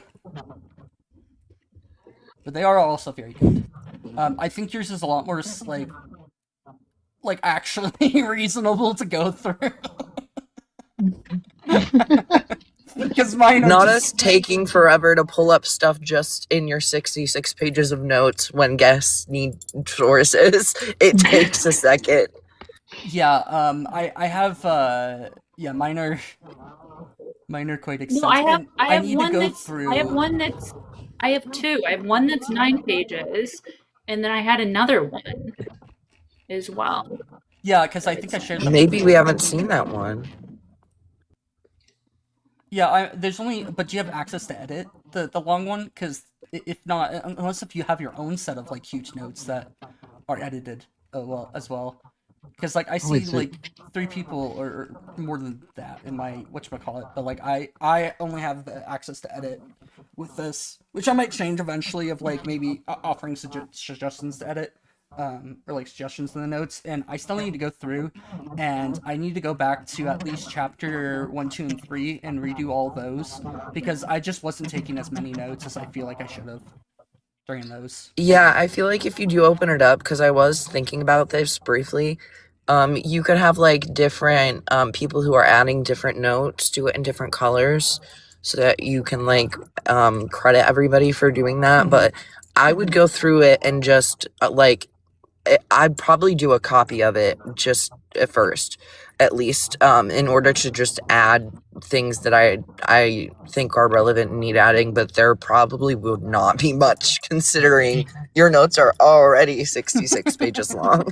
And I'm not even they're 60 and I remember I did find I remember I don't need to have this anymore. I had the thing for the look for the collection of data that ends in a regret rate of 0.6%. I remember I put that in my notes. Yeah, I was watching it and I was like, that's a ridiculous number.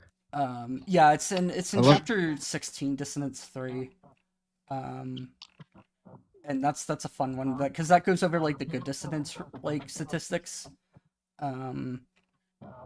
Yeah, but a lot of the stuff that whenever like the NIH is mentioning like an 80% regret rate, it's just awful, fucking awful, the way that they found it. And that video goes through like a really good breakdown of and like an hour-long tangent about the authors of some of these, and why they're just bad. I love your section on sports. What? Everybody send solid migraine healing vibes. That's all. Migraine healing vibes. Solid. I hope you Deserves them feel all. better. You deserve to feel nourishment in your brain cells. Do we have more question? I don't know. Do we? Do we have a request? Oh, we have 3 requests. Holy shit! Why do we have 3 requests? 2 of them don't have names. And salvage is a friendly, of course. Hi, Salvage. Salvage is the biggest op out there. Hi, can I get your age and pronouns? 18. He, him. Do you disagree with the background? Yes. Why would you support? No. Why would you support such low people? Fuck them fucking tradies. And fuck you too. Is that the best? That's the best you got? Yeah. Like, what was that? Must have been a joke. There's no shot. There's no way. I'm gonna take a wild guess that this might also be a short one. Can I get your age, pronouns, and if you disagree? Hello. I'm 20, and I'm a EM. Do you disagree? Yes, I do, because why are you being a fucking tranny, huh? Yeah, that Was that the was. same guy? They were just holding hands coming in here. That's No, crazy. was that the same fucking guy on like an alt account? Yep, No, I think they I were just think friends. so, possibly. But it also, people just do that sometimes. So it could have just been a double occurrence too. Yeah, but even if it's a double occurrence, I got a screenshot of the thing Stosky now has the clip. So like that's an easy report. Indeed. Yeah, report them. Good on you. Like, I've learned also to mute myself when they're speaking, because that's what happened last time where I got my fucking strike was because it echoed into my mic. oh no. Really? That's what it was? Yeah, Damn. I'm pretty sure that's what it was, is that it echoed into my mic, so their slur became my slur. Hey, And I'm like, that's Cole, fucked. That's just fucked up. Nah, that Yes. means Cole has to protect themselves as well by muting, because Cole has a bad echo half the time. It's not me right now. I think it might be me. It's You know, actually Izzy right now, I think. You know, that's fine. I'm saying that typically it's Cole who has the low echo, and I'm saying, Cole, you need to protect yourself as well with that. I Do actually think it's do you still hear right it now, with me? Solid. I'm pretty sure it's you. Let me test it now. Or is it both of us? It's like when other people speak, there's the echo. Hello? Yeah, it ain't me. Is it still echoing right now? Hello? Can you hear me? Okay, no, it's both Cole and Izzy at once. Oh my god. Wait. Hold on. Izzy, Cole, and myself. I'm gonna mute. Solid, you unmute. Hello? Is there an echo? There's nothing. No, there's nothing. Okay, we're gonna invite Izzy. Hello? Hello? Okay, so yeah, you're echoing. We're gonna unmute Cole. Izzy. Wait, no, Izzy mute up and then Cole unmute. Let's test this. Hello? Oh, did I just... I just accidentally muted you. Oh, sorry. Who unmute? Me? Yeah. Okay, so yeah, you're echoing as well. Great. Two of them. Right, so you two need to mute up as soon as someone comes on panel, because if someone throws a slur and it echoes, you both might end up banned. Ashland, go ahead and unmute. Good to know. And then I don't think that you're echoing, Ashland. But, Ashland, are you echoing? Was it because it was on a bed? Is it better now? Maybe. No. Not much. It is not. It's not too bad, though. It's okay, we're in the same boat. It's not bad, don't worry. I'm just saying that it's only a small echo, but that can be enough to get you banned if someone throws a slur. Yeah. So that's why I'm saying you two need to protect your own account in that aspect. But Oh, yeah, no, well, thank you for the warning. That one video is basically what single-handedly got me into the trans debate, because I'm like, holy fuck, it's so bad. It's so bad. I'm not gonna lie, I've only watched it once, so I like you probably watched it multiple times. I'm assuming the entire document is just notes on it. Yeah, that is just notes on it. I have a whole separate notes on other things that I have to collate my notes one time and just actually put them all in one place. But they're all in one folder in my Google Drive. It's just that folder I'm has gonna end up multiple sorting ones. them my own way so that I can use them while I'm live and easily like find stuff for me at least, because I know it's personal. Obviously, I'll do like a copy of it, but yeah, it's a lot to go through, even just the notes. Yeah, I think I will eventually sort them as well. At least into the people as well, because like when somebody brings up a person, it's really nice to be able to say, yeah, this person's a fucking idiot. And here's why. Here's all the shitty studies that they've posted and why we shouldn't listen to them. Or like, I guess it's more important for like individual papers.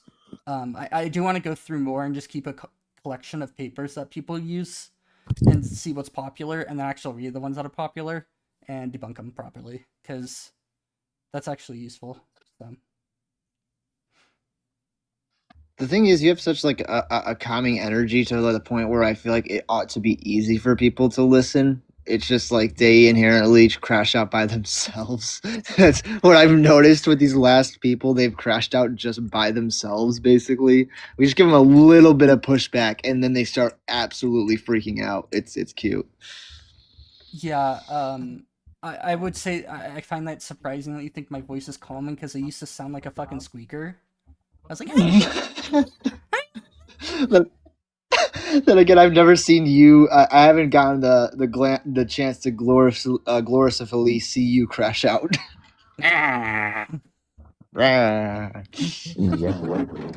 Solid. What shall we name our club of the not straight scoliosis havers? No, not straight. The NSS.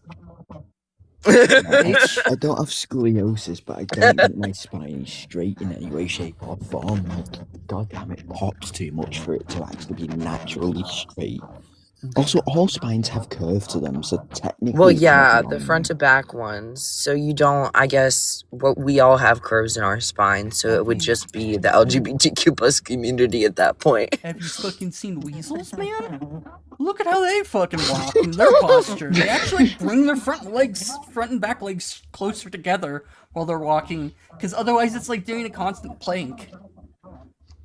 Also, stoats have like crazy ab muscles, like all around. No, guys, salvage is spam sharing me the live now. Okay, well, not again. you know the solution to this is. Send it. Bye. Bye, guys. Thanks for everybody for coming. I knew that was coming. Thank you.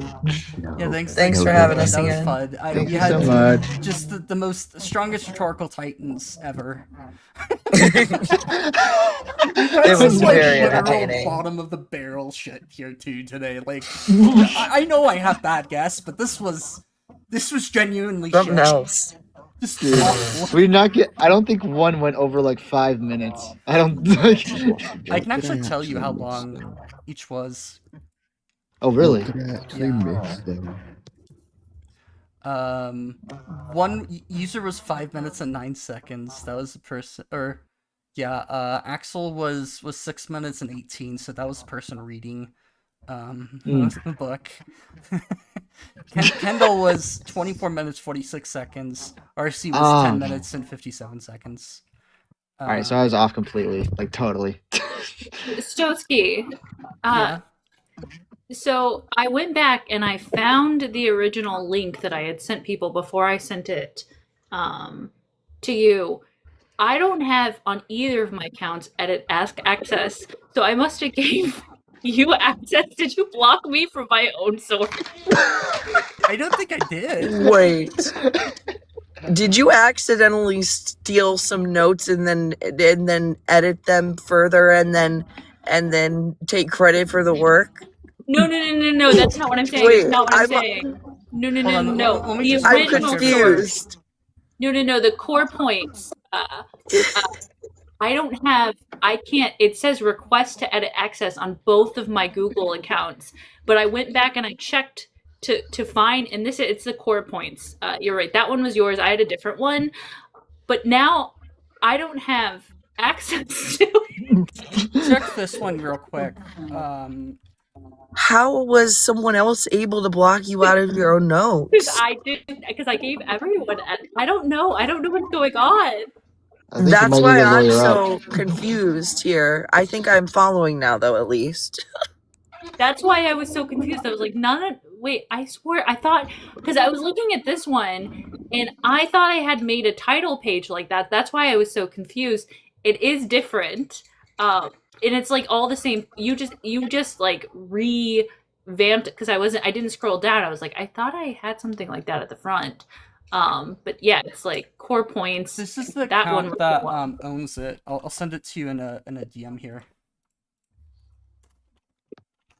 That's the one that has ownership of that. If that helps at all. Also, is that your last name? Because that's an unfortunate last name. I'm sorry. Oh, I probably shouldn't be giving that to people. Oh, Maybe geez. not. That's just I don't even know the last name, but like that's just like wow, that's so unfortunate. It's like oh no. Okay, this isn't doxing me at all, so I'll share it. I went to the bank earlier today to get a new card because I somehow broke mine, and the last name of the like banker, accountant, whatever that we were talking to and working with today, her last name was Butt. Just Butt. So yeah, I thought that was pretty goofy. She literally just had to say, yes, my last name is Butt before we like asked or said anything. I always thought the last name Gaylord was pretty funny. That's an awful one. That's a pretty good one too. No, that's a pretty good one. There was a girl that went to my school that had that last name. It was just it was rang over the announcements, and it was just like, oh jeez, why? Okay, you know how at the beginning of the year they'll do like the roll call initially and they don't know anyone's names and so they butcher everything?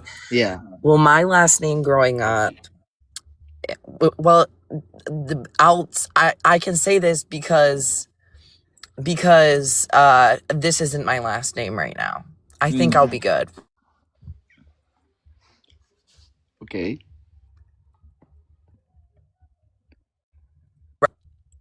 Sorry, my alarm went off. Oh, you good? Is that safe to share with the group? I'm just double checking with everyone. Wait, is it Like my old Discord? last name? It's not my last name anymore. Where is it? It's Moran, Moran, but like when they're doing the roll call, Moron. it was always Michael Moron. Oh. And then you're like, everyone's laughing, so like you gotta correct her. It's just like whatever. So I was used to that growing up too, but it's not my last name anymore, so I shouldn't be doxing myself. It's fine. I had the worst instance ever in the entirety of humanity. Every single day for school, they would be announcing people's birthdays over the speaker, and I was like looking forward to mine, and then it got to mine, and I was just listening. I was sitting in the hallways listening, and they didn't announce me. They just completely ignored me, and then I broke down crying. Don't matter to anyone. No. Oh Lord.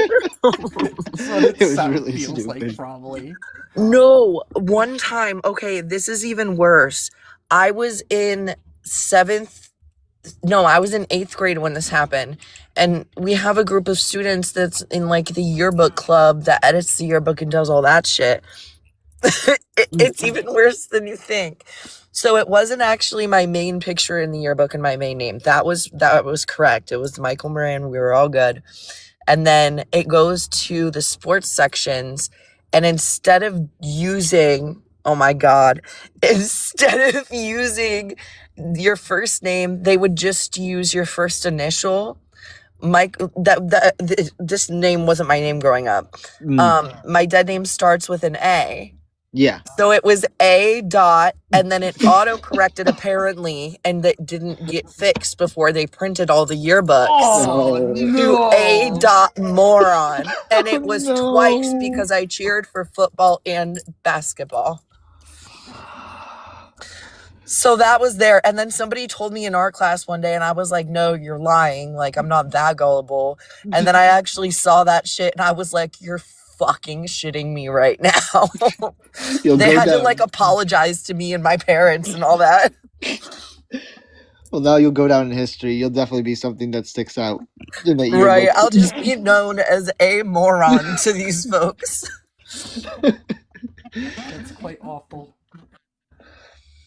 No, that's awesome. It's No, funny in retrospect, but it was awful growing up. I'm not gonna lie. that's the only way you could cope with things, is just finding them funny. Right. That's the only way. Oh wait, there's someone requesting? I wonder who it is. These knees. Oh, they're not. Oh no, they just disappeared. Oh no, I see. I always notice that people will like start requesting up, and then I'll be like, oh, and then they immediately are like, oh no, not this at all. I don't want this. It's so funny when that happens. I know that I've done it too. I can't what blame is it? them. Gardening and gender and what's their name? Gender and plants. Gender and I love plants. that. Yeah. They always. Oh yeah. Always fuck up and accidentally request on accident. And I find it very funny. It's so funny. It was Then really they're just funny kind of that in and out. They were talking She's about awesome. the other day when I went live last, and then I went to watch them on a live, and I fucking accidentally requested on their live, and it fucking sent me. I thought that was so funny. 'Cause Good I was, job. like, making fun of them sort of a little bit, like in a friendly way, and then I fucked it up too. So No. No, I love them only because they have such a passion for like scoping over the entirety of the trans community on the TikTok app, and like trying to single out who's actually good faith actors and who's bad faith actors. Exactly, especially for cis folks, I'm sorry to say, but like there are a lot of cis folks that go onto these panels or host these lives without actual good intentions and without moderating properly, and it's really important to make sure that these lives stay like a place that's focused on the right things, you know? Right, yeah, no, exactly. Obviously, like they've talked to me about specific ones that they find sus, and it's like after they told me they find them sus, then I kind of look back over the stream and I'm like, yeah, no, this seems more like a grift than anything. But obviously that's with select few people. I'm not gonna name out. Oh man. okay, but it's time to go. It's time to bye go. time. I'm It's gonna go bye watch some time. Homeland, which I found very funny. I don't know if you guys have ever watched the series Homeland. No, I've heard of it. But one of the dudes in the CIA, I was like, why does his face look familiar? And it turns out that he played Agent 47 and Hitman Agent 47, and it fucking sent me because he's like such a good person at playing the Hitman, and he ends up playing like a Hitman in the series. I just thought it was very funny. There's this really, I don't know. Hitman Agent 47 is like, it's a terrible movie in a lot of ways, but it's also kind of like, I like it for it to be kind of terrible in a lot of ways as well. I don't know. There's a lot of movies like that where I find intrinsic like faults in them, but I find overall humor in how bad they are. I was thinking like Super Bad is one where it was like intrinsically like the story is so cringe and bad, but like the actual delivery of the comedy is somewhat decent. Borat is kind of another one. That one's Borat's kind of dated itself a little bit because it clearly passes some like socially acceptable lines. Oh my god, when Matt Walsh tried to copy that was the cringiest stuff of all time. I'm not gonna lie. When like Borat like got the formula down, and then Matt Walsh was like, "I got this," and then flunked it all completely. Yeah, and on that bombshell, I think it's time to end. Have a good night, everybody.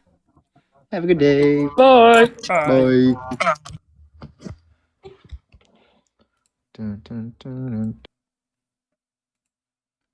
Bye. Do we have anybody? Oh. Okay, bye-bye, everyone. To my one YouTube viewer. Bye-bye.